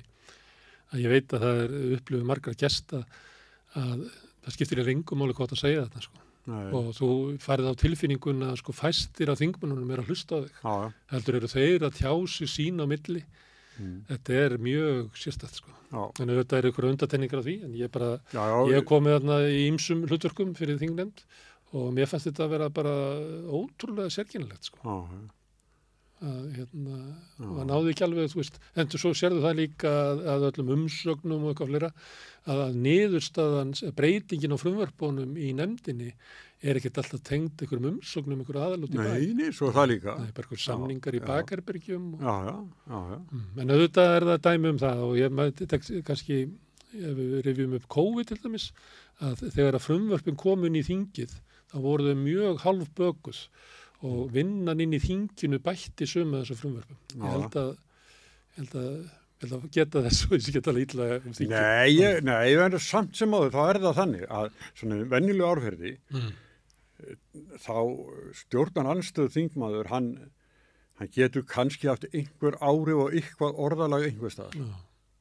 En það að sitja í því, sko, vikur eftir vikur, sko. Þetta, þegar ég var þingfréttamaður og satt hérna, þú veist nú hvernig það var hérna blaðamanna svalirna sko, og þegar ég var að horfið við þingsalinn þá var ég ótt að hugsa, já ég gott að vera blaðamaður en stað fyrir þetta sko, þetta er, ég gæti sko, afurð vinnuna mína var þá allan að prenta það kvöldi sko, eða mótnir reyndar. Eitt sem að þingmenn geta gera oft ágætt, það er að koma með fyrirspurnir. Stundum nærmar að vinna bara fína fréttir og svona greiningar á niðurstöðum sem að koma fram í svörónum sem er ekki aðgengilegar öðruvísi sko. Það er margt sem er ekki aðgengilegt nefnum eitthvað þingmaður takja þessar að spyrja sko. Að því þú hefur sagt að ég fyrir þingfréttamaður, þá var nú ekki tölvurnar sko, það kom bara út prentað fyrirspurt frá bara að þau Stefáni Guðmundssoni, nefndum hann á hann, eitthvað mál og þá var eftir svona prósessin sko að fara inn í ráðuneytið og svara og ég var með útprentuna og þá bara Stefán talaði eins mig hérna, af hverju þetta að spyrja þessu? Þannig að ég fekk fréttirnar eða það voru einhverjar, bara daginn sem það var prentað og þannig að það var, fannst mér oft skemmtilegst í hluti-vinnunar sko, en þetta er bara svona, stjórnarnarstjórnarþingmenn geta spurt, sumir, en þá er það líka að passa sér, eins og óundibúna fyrirspurnir, það sko kemur upp og ég kem upp og spyrja því sem ráðar eitthvað og ég segi það er ágreiningur sem er það nákvæmlega og svo sé ég er búin að koma með spurninguna og segi, nei, heyrðu, ég var 1,5 mínútu eftir. Já, svo kemur eitthvað helvits bull óundibúið og svo kemur þú sem ráður upp og byrjar að segja þetta var nú lokin á þessari fyrirspurn var alveg galinn sko og svarar aldrei neinu. Þeir gefa alltaf sko ráðurunum svar á að svara ekki sko. Það er bæt alltaf við þeir komið með svona 3 spurningar. Það er eiginlega dómar í þetta. Forseti Alþingis sagt eiginlega segja við ráðherrann að þú ert ekki búin að svara spurningunni. Já, þetta er svona. Alveg asnalegt kerfi, sko. Já, 3-liða spurning, þá velur ráðherrann hvaða liði hann vilji svara. Það verður bara eins og bara, við talaðum krakka, hvað er þetta? Bara alveg, þetta, búið. En þess vegna finnst mér óundirbúna fyrirspurnir eitthvað leiðilist í tífin í þinginu. Það er ekki haldið með hálfvitana sem að Þráinn Bertilsson kallaði það. Störf þingsins. Já, og þau eru oft svona, koma oft svona. Þú skemmtuðu þau? Já, það sagði mér einhver að áhorfa á alþingisrásina væru bara 1000 manna. Já. Það væri bara stundum yfir 10.000 manns sem var að horfa hverju sinni. Já. Trúir því? Já, er þetta ekki bara kveikt á þessu bara öllum elliheimilum og heilabilunum dildan. Já, nei, ég veit ekki. Það er en það er, sko, þetta er raunveruleika sjónvarp. Ef umræðunar eru þannig, eftir hvað er að gerast, þá er þetta raunveruleika sjónvarp. Þú veist aldrei hvers er að vænta, sko. Herru, Bjarni Benediktsson, hann var í dag í hlaðvarpsþætti Þjóðmál heitir það. Já, þeirra Mokka og sjálfstæðismanna. Já, vinsæll hlaðvarpsþáttur sem að Gísli Freyr Valdirsson, fyrrverandi aðstofamaður Hönnu Birnu og blaðamaður. Í lekamálinu. Já, það sem koma þarna alveg gallsúrir sjálfstæðismenn koma reglulega saman og drekka freyðivín og tala pólitík. Já. Þetta er huggulegt. Já, en núna var hann með Bjarnar Benediktsson einan í viðtali. Já, ég hlusta á hluta af þessu. Já. Þetta var ekki skemmtilegt. Samt segir Bjarni það að það sé nánast daglega árekstrar milli ráðherra Já. Að annarkvort til á áhrif á innihaldi beint eða orðaval og annað Þetta sé nánast daglega. Hún sé að semja sig frá klukkutíma til klukkutíma í ríkisstjórn. Hann sagði þetta maðurinn, að það væri bara nánast daglega sem þau þurftu að takast á. Ég skrifa þetta ekki orðrétt niður, ég hef með þetta samt. Nánast daglega sem flokkarnir verða að semja mál og orðalagi frumvörpum. Og svo náttúrulega heyrði líka þá hvað þau voru sammála hann og spyrillin að breyti ekki miklu í kvótakerfinu. Já, hann tók það fram að hún hefði komið óvart hvað Svandís ætlaði að taka þetta svona djúpt með því að skipa þessar nefndir og hvað hún ætlaði að vera nálagt vinnunni og hann hafi, mann ekki hvort hann orðaði þannig, hann hafi sagt það við hann að það væri ekkert samkomulag einhverja breytingar á milli stjórnarflokkana og ég held að þeir ætla ekki að breyta neinu. Nei, sjálfstæðisflokkurinn? Nei. Og en vandið Svandísi, þá var hann spurður þetta og hann sagði við svona sjálfstæðismenn tala þetta sé aðal vandamálið í ríkisstjórninni, hvalamálið. Það er náttúrulega flóttamannamál sem ég held að þeir hafi líka rætt svolítið en það eru fleiri mál eins og náttúrulega þessi lending á leigubremsun og svona er náttúrulega út af sjálfstæðisflokkurinn að drepa þetta og það eru efnahagsmál sem eru mjög brýn sem að fá enga úrlausn. Þeir vilja helst tala hvalamálið.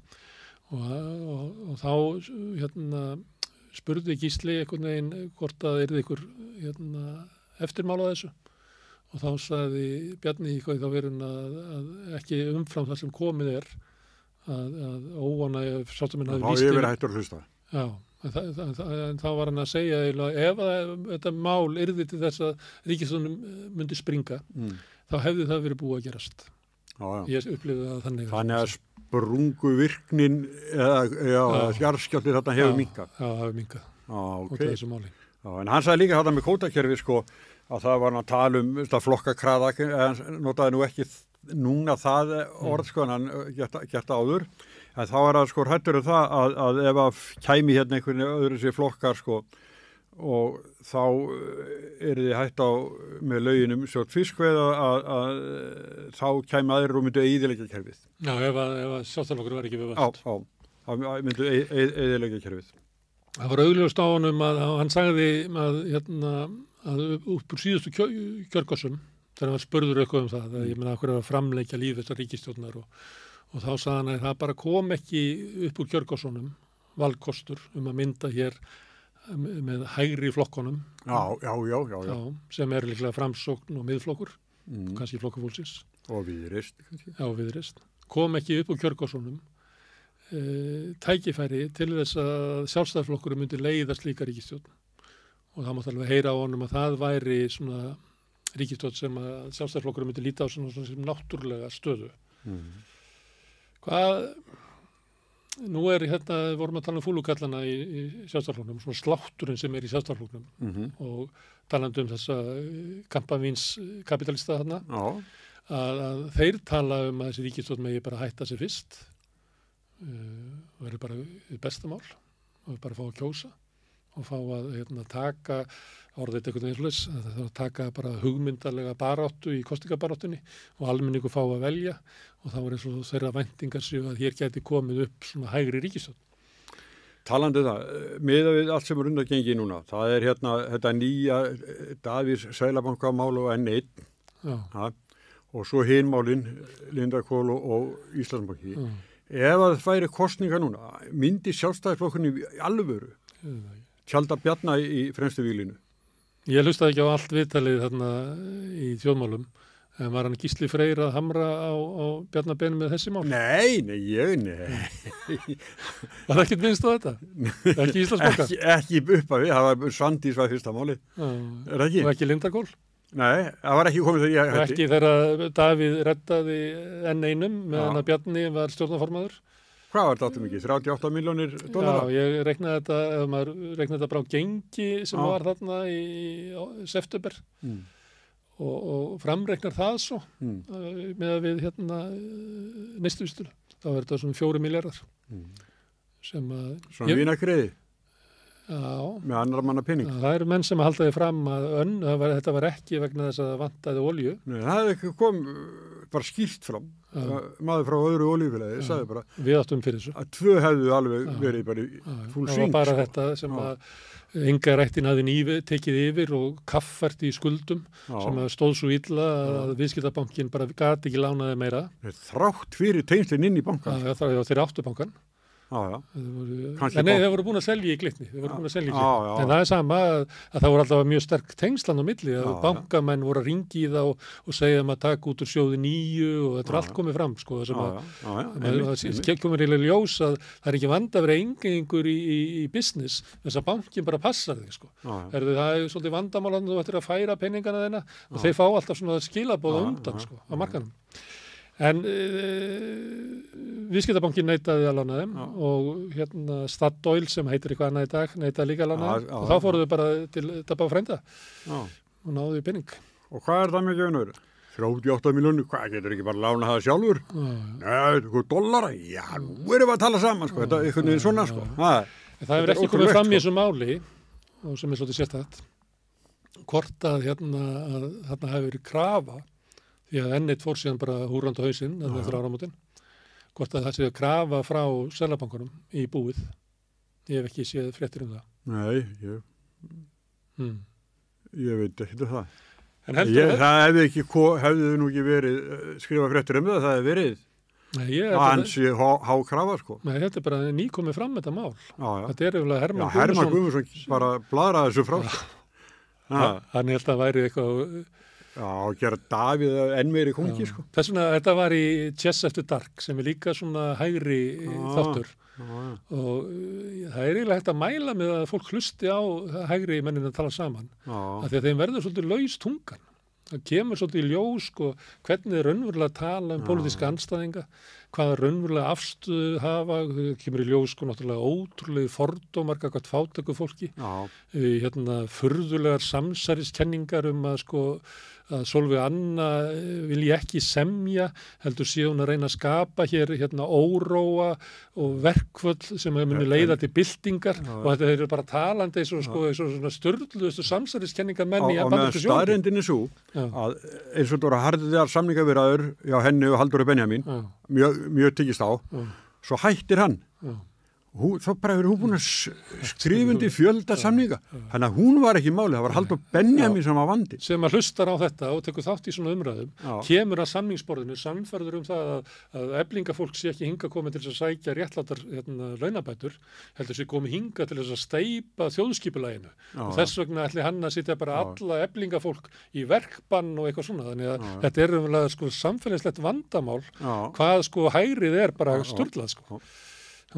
Og er bara lít jarðtengt. Þess vegna mæli ég með því að fólk hlusti þarna á þá, þeir eru náttúrulega fyndnastir, þeir eru orðið svolítið tipsi af kampavininu, þeir eru svolítið sjálfunglaðir og svolítið svona skemmtilegt. En það er það sem maður lærir af því. Klingja glösum. Og maður lærir eins og af því sko hvaða afstöðu sko myrkraherbyrgi Valhallar hafa raunverulega til 99% af þjóðarinnar sko. Opinberir starfsmenn eru bara eitthvað lið sem að bara tekur launin sín og gerir ekki neitt og er bara að taka peningana okkar og það er bara nokkuð 10.000 manna farið þar. Leigjendur eru bara röflandi eitthvað og verkalýðurinn er bara eitthvað drasl og öryrkjar eru allir bara þykjast að vera veikir. Þetta fólk sem er alltaf að biðja eitthvað. Ég hef heyrt að segja þetta sko. Þetta fólk er alltaf að biðja eitthvað. Að taka peningana þeim. Fólki sem heldur samfélaginu gangandi. Þannig að þetta, ég mæli með þessu. Að þetta er, ég fylgst svolítið með evrópsku stjórnmálum. Og af því að ég er með svona hálfgerðan dauðabeig þegar ég horfa á það að við þekkjum bara, við tökum bara síðustu 9 mánuði, það var kosið í Svíþjóð sem að leiddi til þess að sigurveri kosningar þar voru Svíþjóðademókratar sem að eiginlega bjuggu til ríkisstjórnum sem tók þar við. Síðan var kosið á Ítalíu, þar sem að arftaki farsætaflokksins leiði ríkisstjórn ásamt leka eða fylkingun eða hvað sem við kalla það, Norðurbandalaginu, sem að hefði alltaf verið skilgreint sem auka hægri Þetta eru 2 stóru flokkarnir og svo tóku þeir áfram Ítalía flokk heitins með. Þetta gerðist í sama mánuðinum, síðan var kosið í Finnlandi, þar sem að sannir Finnar sem heitir þetta Finnlandsflokkurinn núna, er núna inn í ríkisstjórn. Það verður kosið á Spáni núna á sunnudaginn og ég bara allt bendið til þess að Vox sem er eiginlega bara á pari við bræðralag Ítalíu eða jafnvel verra ef þú myndir alltaf raða þessu að það var kannski verður framfaraflokkurinn í Noregi svona tildulega mildur og svo ferðu línuna og ert komin yfir í grísk dögun og eitthvað sem er bara nýnasistar og svo Svíþjóðademókratarnir og Vox er eitthvað þar miklu, bara með verstu flokkun, þeir eru að fara inn í ríkisstjórn á Spáni. Það er núna á að kjósa í nóvember í Hollandi. Þar eru svona hægri flokkar sem eru hægra megin við svona hefðbundna hægri, eru með yfir helming í skoðanakönnunum. Stærsti flokkurinn í Belgíu er núna flæmskur þjóðerflokkur. Alternative for Deutschland er núna næstasti flokkurinn í könnunum í Þýskalandi og þetta er bara, það er eitthvað svona rosalega ultrahægri bylgja sem er að ganga yfir Evrópu og ég er að velta fyrir mig hvort að þessi hluti, þessi kampavínskapitalistanir og fleiri, þessi myrku herbergi Valhallar, séu svolítið að gæla við það að sé tækifæri núna með því að keyra bara útlendingamálunum að þá kannski geti þeir náð svona ultrahægri, svona blásvartri ríkisstjórn með kannski miðflokknum eða einhverjum svona útlendingaandúðarliði og komið hér á bara, fá að stjórna bara í friði fyrir VG og öllum þessum sósíaldemókrötum. Á leiðin hingað var ég að tala við son minn Kristján í síman og þá var hann að tala Hann býr í Svíþjóð. Hann býr í Svíþjóð. Já, þannig að það voru að tala sjálfstæðisflokkin og þessi Bjarni sagði á tröppunum á Bessastöðum og þá sagði Kristján, eru þeir allir búin að beygja undir skoðanir Ásmundar Friðrikssonar? Það sem hann sagði fyrir 3 árum og fekk allstað bátt fyrir, að nú talaði allir það bara, alveg hygglust. Og tala að Hann sagði þarna, 15 milljarðar ári fóru í útlendingamálinn eða flóttamannamálinn, þegar hann byrjaði ráðuneytinu voru 500.000 ári, cirka eitthvað, og þessi kærunefnd útlendingamála, hann hlana bara út í hafsauga. Ég skrifa reyndar frétt áður við byrjuðum með það. Sett hann inn á samstöðuna.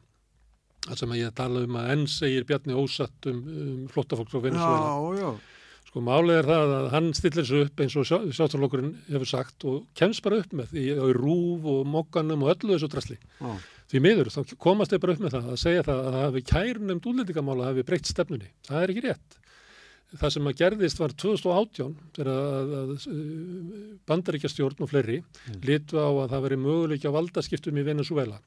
Að þá breytti útlendingastofnun með velvilja utanríkisráðherra sem þá var Guðlaugur Þór og dómsmálaráðherra þá var Áslaug Arna. Afgreiðslunni á flóttafólki frá Venesúela þannig að þau fengju viðbótarvernd sem að þýðir það að þú fær strax 4 ára dvalarleyfi. Þetta var 2018 og síðan byrjuðu þeir að koma, það var bara eitthvað 15 sem komið 2018. Árið eftir held ég að vera komið upp í 180 og svo fóruð þeir upp í 360. Þeir var byrjað að slaka aðeins á COVID-inu og þá er komið í ljós að það er ekkert að verða valdaskipti í Venesúela. Þannig að sjálfstæðismenn eru búin að missa á flóttafólki frá Venesúela.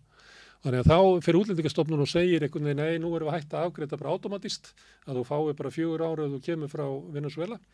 En í þessi stað þá, við tökum við hvert mál fyrir sem einstaklinga og höfnuð öllum. Svo bara það ekki, þú ert í yngri hættu og fara bara heim.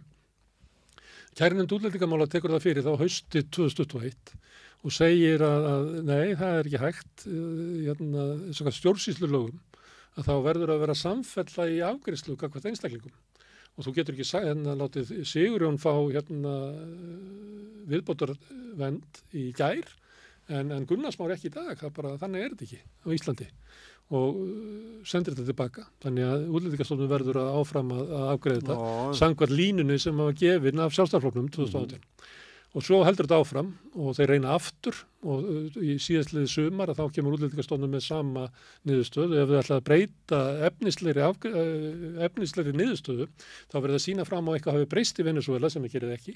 Því að öðrum kosti þá bara gilda stjórnsýslulög að sama afgreiðsla mála verður að vera sambarlega, annars eru við bara með eitthvað svona skrýpaleika, bara embætti sem að geta bara ákveðið einn daginn að nú ætla ég að gera þetta og hinn daginn hitt og það er það sem að kærunefndin hefur verið að segja. Á þessu tímabili frá því að Sjálfstæðisflokkurinn byrjaði að bjóða fólk frá Venesúela sérstaklega velkomið vegna þess að þeir voru í einhverju herför gegn alheims kommunismannum eða guðum að vita hvað, hvernig hugsaði í þessu myrkra herbergi Valhallar, að þá hafa komið yfir 2900 manns frá Venesúela. Flokkurinn sem að opnaði fyrir þetta, þetta er hvergi annars þar í Evrópu. Það er hvergi í Evrópu sem að flóttafólk frá Venesúela fær einhverja viðbóta vernd. Þetta er bara ákvörðun sem er tekin upp í Valhöll. Og ég held að séu fleiri sem að koma yngar frá Venesúela heldur til allra Norðurlandana samanlagt, ekki hlutastlega. Vegna þess að í Venesúela vita með það að Sjálfstæðisflokkurinn býður ykkur sérstaklega velkomin til Íslands, en það á ekki við neitt annað Evrópuland. Og þetta er flokkur sem að gera þetta. Og ég held í sjálfum sér að flóttafólki á Venesúela ekki að valda neinum skaði í íslensku samfélagi. Það hefur verið gerðar kannanir á því. Það vinnur hlutastlega meira heldur en íslenski ríkisborgarar. Þannig að ef þú færð viðbótarverndina, færð strax dvalarleyfi og þar með kennitölu og atvinnuleyfi, að þá er þetta fólk meira og minna komið í vinnu. Þetta er fólki sem er að taka á móti aukningu ferðamanna og er að skúra og skipta rúmum og byggja og gera alls konar hluti. Það er ekki vandamál. En Sjálfstæðisflokkurinn, hann stendur á tröppunum á Bessastöðum og segir að það séu hælisleitendur sem að valdi því að grunnkerfi samfélagsins sé að hrynja. Ástæðan fyrir því að þetta er að hækka núna, hann hefur komin upp ykkur 15 milljarða og var að tala yfir að kostaði 360.000 skall í þessu viðtali er meðal annars það sem að gerist að ef að Útlendingastofnun hættir að veita fólkinu frá Venesúela strax viðbótarvernd, þannig að það fái bara kennitölu, fara út á vinnumarkaðinn og Útlendingastofnun þarf ekki að hugsa meira það fólk, að þá getur ekki fengið kennitölu, getur ekki að fara að vinna og Útlendingastofnun borgar í 360 skall, borgar ekki því, það kostar eitthvað húsnæðurhúlis, þetta fólk fær í 8 skall á viku, þetta er bara hlægilega peninga sem er skrimtir hérna, að það býr til kostnaðinn. Það að þau svo lengi afgreiða málin eða eru með svona vitleysiskanga að reyna að finna út úr því hvernig þau geta farið út úr þessari ákvörðun sem að vera einhvern veginn tekin upp í Valhöll 2018 þegar þau heldu að vera með Pompeo og félögum og Trump einhvern veginn í því að fella ríkisstjórn ríkisstjórnina í Venesúela að þeir eru að reyna að vinda ofan að því það er kostnaður. Já, þeir sást ekki fyrir þegar þeir fóru á stað. Nei, það gerir það aldrei Nei, já, það er að segja það. Það er nú bara þannig það er, já, en þá með Bjarna, hvað hans talaði hann greinar sem Óli Björn skrifaði síðustu viku. Já. Og það sem hann var að tala að flokkurinn ætti að vera bara í stjórnarandstöðu. Já. Og Bjarni sagði þá að Óli hafi nú frekar verið að skrifa þetta til hinn almenna flokksmanns en ekki það sem er í gildasölunum. Já. Hvernig? Nei, það var ekkert spurt meira. Ég er að segja viðbrögð Bjarna við því voru, já, þetta var ekki til mín. Nei, þetta er bara til almenna flokksmanns að halda áfram að vera í flokknum. Já, ég held reyndar að það sé þannig. Óli Björn skrifa svona, hefur alltaf skrifað svona, skrifað eitthvað sjálfstæðisstefnuna og þau eru svona brýna, svona hugmyndarlega átökun í flokknum, en það er bara ekki lengur. Nei, en ég held að Óli Björn hafi oft verið svona mest í stjórnmálamaðurinn í þingflokknum. Já, en hann talar svolítið inn í flokk sem er ekki til lengur. Ég meina sem sagði Styrmir. Já, líka við bara á þinginu þegar hann takk það til máls. Hann vil helst tala um pólitík, Já, og hefur skoðanir, Hann er ekki að búa til bara. Hann hefur áhuga pólitík. Já. En hann talar oft eins og Sjálfstæðisflokkurinn var þegar bara fyrir mörgum árum. Og rifjaðist upp fyrir mig það sem að Styrmir Gunnarsson sagði þessu við mig. að hann sagði að þegar hann hætti sem ritstjóri á Morgunblaðinu, þá sá hann fyrir sér að hann færi inn í Sjálfstæðisflokkinn og færi svona að taka þátt í málefnastarfinu og taka þátt í bara fundum og þú veist, bara vinna með flokknum svona, í einhver svona think tank vinnu. En þá kom í ljós að það ekkert slíkt og það ekkert verið að óska eftir því að almennir flokksmenn komi og taki þátt í flokksstarfinu. Það er bara, þú mátt koma kannski einu svona ári þegar formanni kemur og fund varðar og þú mátt klappa og svona, en þú veist, það er ekkert gert ráð fyrir því að það sé einhver svona hugmyndaleg vinna inn í val, hvað? Og hann sagði að þetta verið bara vonbrigði lífsins að átta sig á því að... En þá stofnaði eitthvað félag innan Valhallar sem hétu fullveldis sinna eða ekki þáverna. Þar voru fréttir í vikunni. Hann Arnar Þór Jónsson. Hann mætti á fundar. Bjarna og Ólaf Björns. Hann mætti á fundar. Og það sem hann las út úr þeim fundi var að sko að það væri kannski bara farvegur fyrir að stofna nýjan hægriflokk. Hann kemur út af fundi inn í sko svona undirdeild flokksins, eða einu lifandi grasrótinni sem er hana. Ég veit ekki hvort að hún standi fyrir allan flokkin, en þetta er allavega svona lifandi grasrót. Og hann lappar út á Valhöll og hugsaði að ég ætla að fara svona hringinn í kringum landið og kanna svona hug manna til þess að bara stofna nýjan flokk. Það verður forhundilegt sko.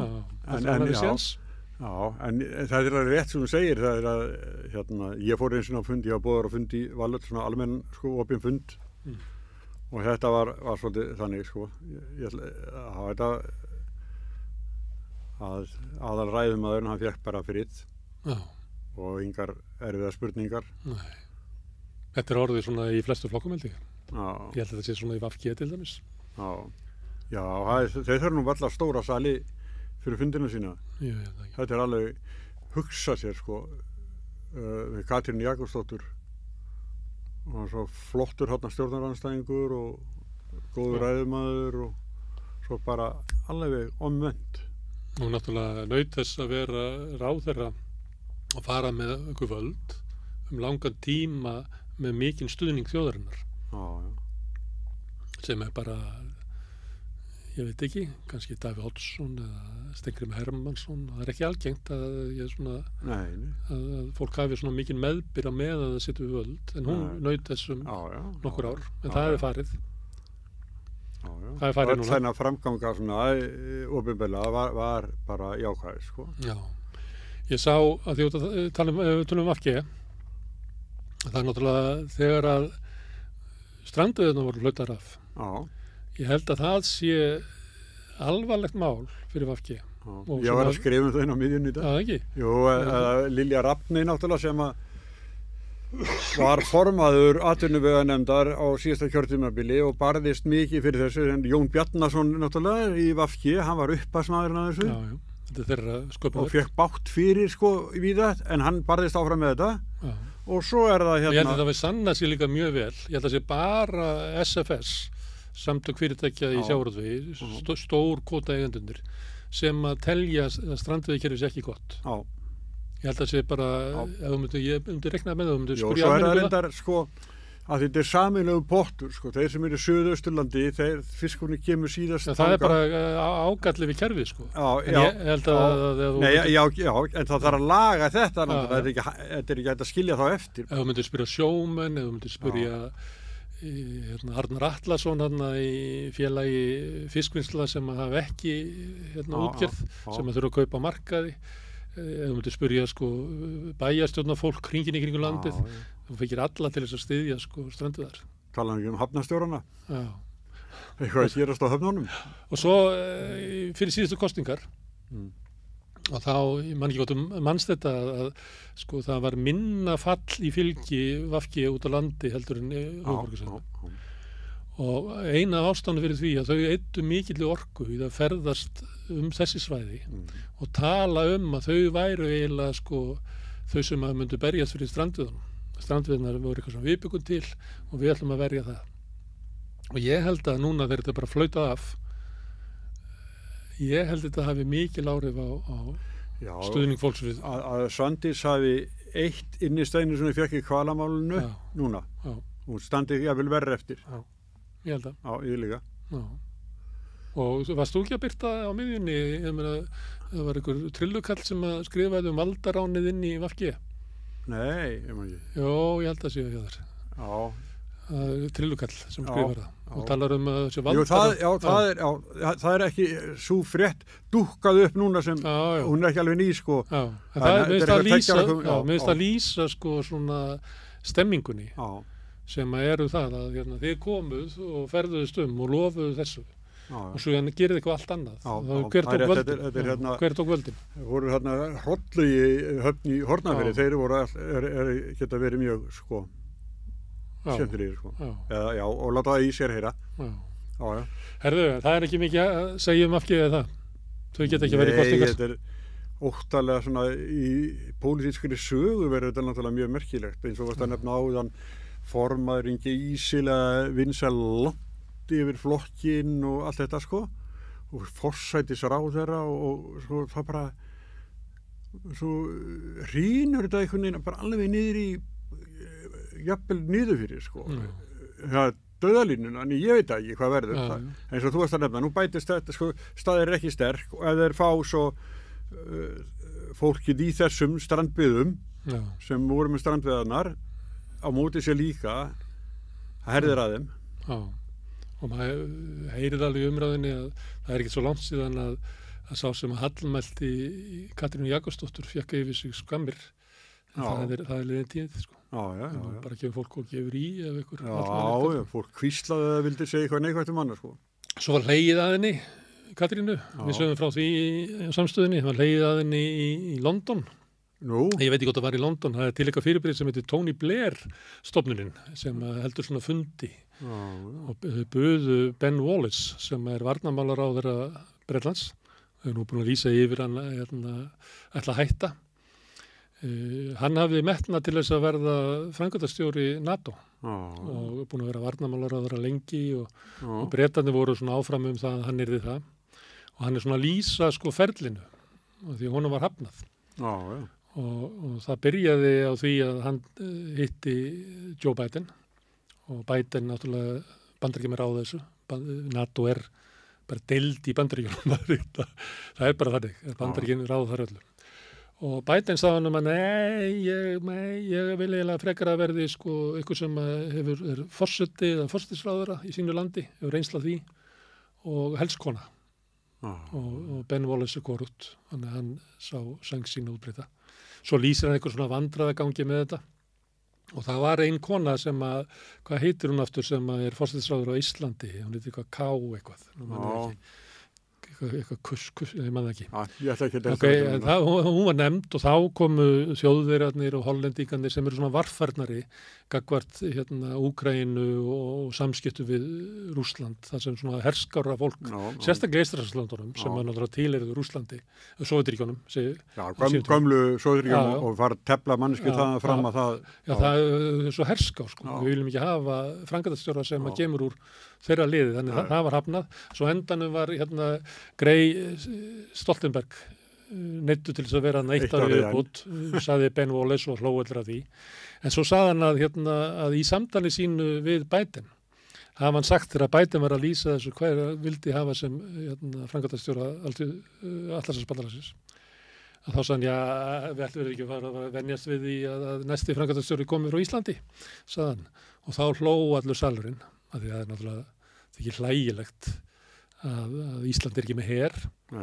Og það land sem lætur minnst til varnarmála og hermála í NATO fyrir ofan Íslandi held ég að sé Luxemburg sem eyðir eitthvað 0,8% af landsframleiðslu. Ísland er innan við 1%, 0,1% landsframleiðslu og endanum mun það náttúrulega vera gengið á Ísland og rukkað að borga meira. En þannig var sem sagt í Bretlandi í vikunni, þá hló allur salurinn að hugmyndir það að Katrín Jakobsdóttir yrði framkvæmdastjóri NATO. Semst að hún verður þá framkvæmdastjóri. Ég svo einhverju Bretar hlægi, sko. Nei, ég veit ekkert. En hvar var það sem að Biden fór rangt með nafnið hennar? Það var eftir Helsinki-fundin. Já. Hann myndi ekki föðunafnið hennar. Nei, hann kom bara, ekkert hvað kom út úr honum, sko. Nei. Ég sá upptöku þar sem hann var að koma Herzog, forseti Ísrael, kom í Hvíta húsið og þeir voru þarna svona 2 stólar, þú séu mynda Davíð Oddsinni og fleirum í þessum 2 stólum, þar sem oft svona fundur, svona afslappa tal. Ég held að hafi verið Davíð Oddsson sitt í þessum stólum þegar það var sungin afmælislöngurinn fyrir Bush. Þetta er svona afslappað, þetta er ekki beint svona blaðamannafundur, þetta er svona spjall.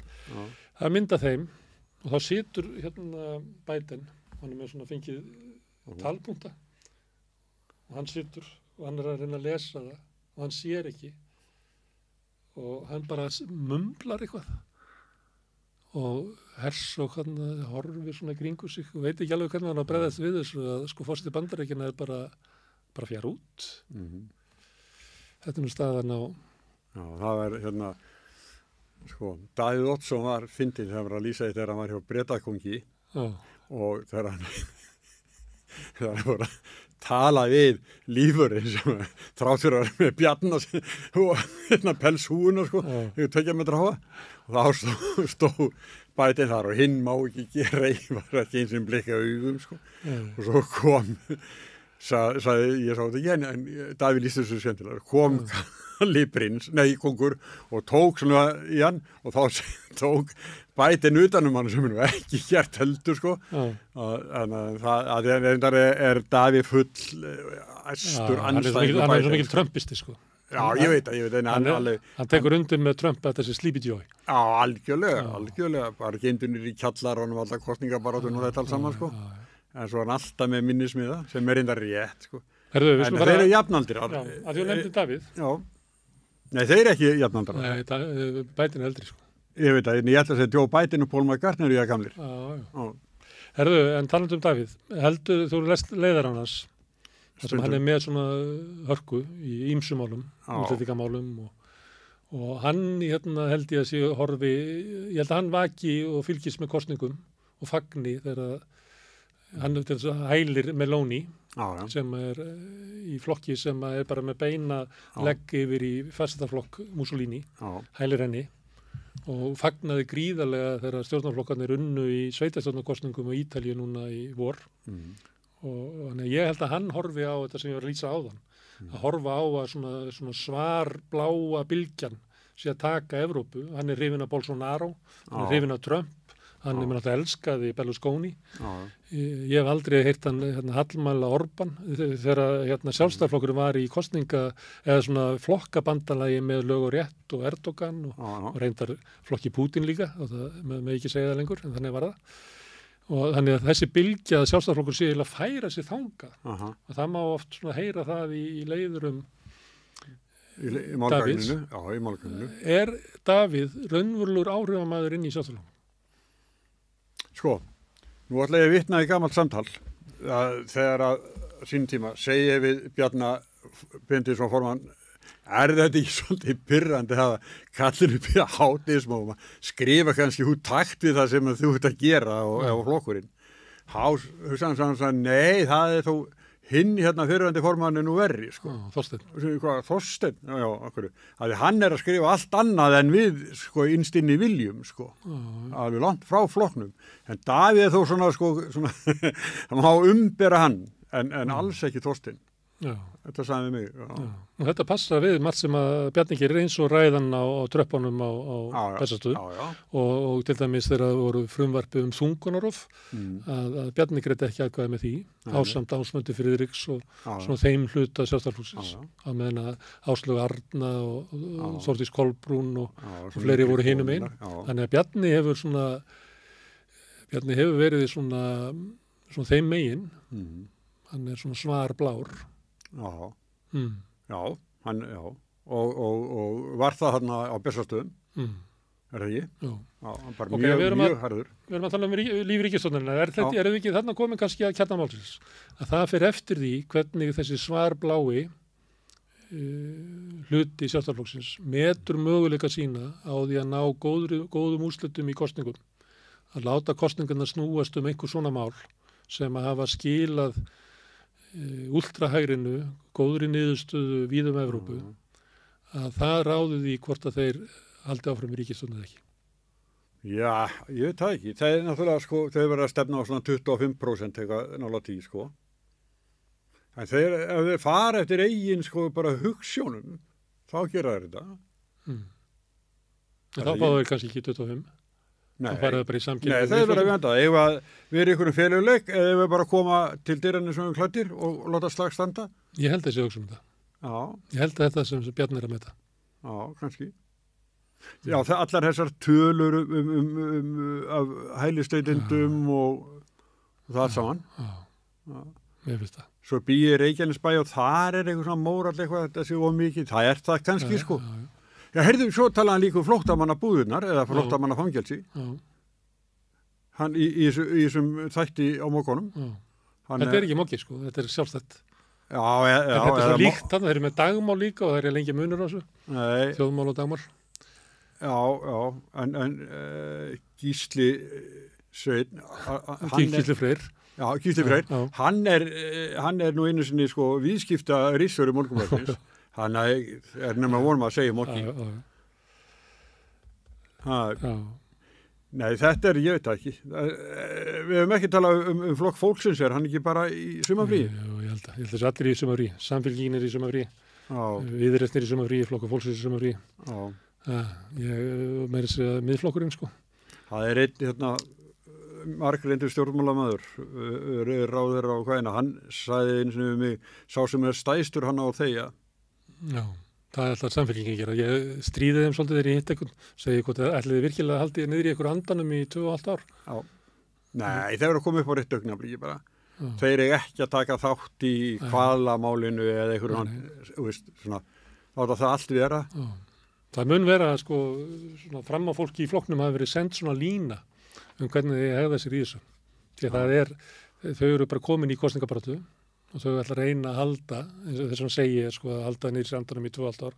Það eru mjög stífa reglur hvað má ekki, sko. Já, en nú eru sko 2 af þingmennunum þeirra sem eru, 3, sem ég er búin að sjá svona ágætt skrif eftir, sko, það er Jóhann Páll, Helga Vala og Oddný. Já. Þannig að... Ég veit ekki, Oddný var nú með eitthvað svona sumarkveðju, Nei, já, ég var... Stjórnmála sumri og... Já, ég man ekki alveg hvað var í þessari... Nei, hún var samt pólitísk í henni. Já, Jóhann talar Íslandsbankamálið, Lindakól. Já, og Helga Val er líka virk, sko, hún er að andmæla mörgum máli sem að koma fram sem fóringjarnir stóru er að segja og gera. Þannig að það er en það getur líka vel verið að sé planið að ykkurir fáir séu svona virkir til að sofna ekki alveg en formaðurinn og varaformaðurinn... Hún er í fríi, Kristján, hún er sumarfrí. Já. Hún er náttúrulega nýkomin, ég heldur að hún er ekki búin með batninglega fríið sitt eins og ný. Þannig að skiljaðlega er hún bara í frí. Já, hún komið aðeins inn á þingi þarna í lokin. Já, svo fór hún bara í frí. Já. Herðu. Svo lýsar það. Það er ekkert frí hjá okkur, það er bara aftur næstu viku, ekki? Já, næstu viku, en þú þarft ekki að gera þangað til. Hæ? Þú þarft ekki að gera þangað til. Sjáumst þar í næstu viku. Já, nema, hvað gerum við ef stjórnin springur helgina? Ég heldur að það er líklegt. Nei, ég held ekki. Nei, ekki helgi. Nei, miðað við hlusta á Bjarni í morgun, sko. Þá er þetta svona átökum mörg mál og þetta, en þau eru búin að komast í gegnum hvalvegi bannum þetta og þá halda þau bara áfram. Já, þetta viðtal var, ég mætti að orða það, þá var þetta svona, Bjarni setti svona lok á ýmsa svona potta, svona varfærnislega, en alveg vissum að hann vill ekki að það vera að sjóða upp úr. Nei. Já, hann er svona, hann er að reyna að róa sitt lið. Já, herðu, Sigurjón, takk fyrir að koma. Já. Og góð helgi. Herðu, Árandur, takk fyrir að sitja hérna með okkur. Það er sumar hjá okkur á samstöðinni. Hérna eru sendir út svona ýmsi þættir og við á Rauðaborðinu við ætlum að hafa svona kannski 1 þátt í viku yfir hásumarið og byrja svo að fullu krafti eftir verslumhelgi. Þannig að ég segi bara takk fyrir í dag og góð helgi.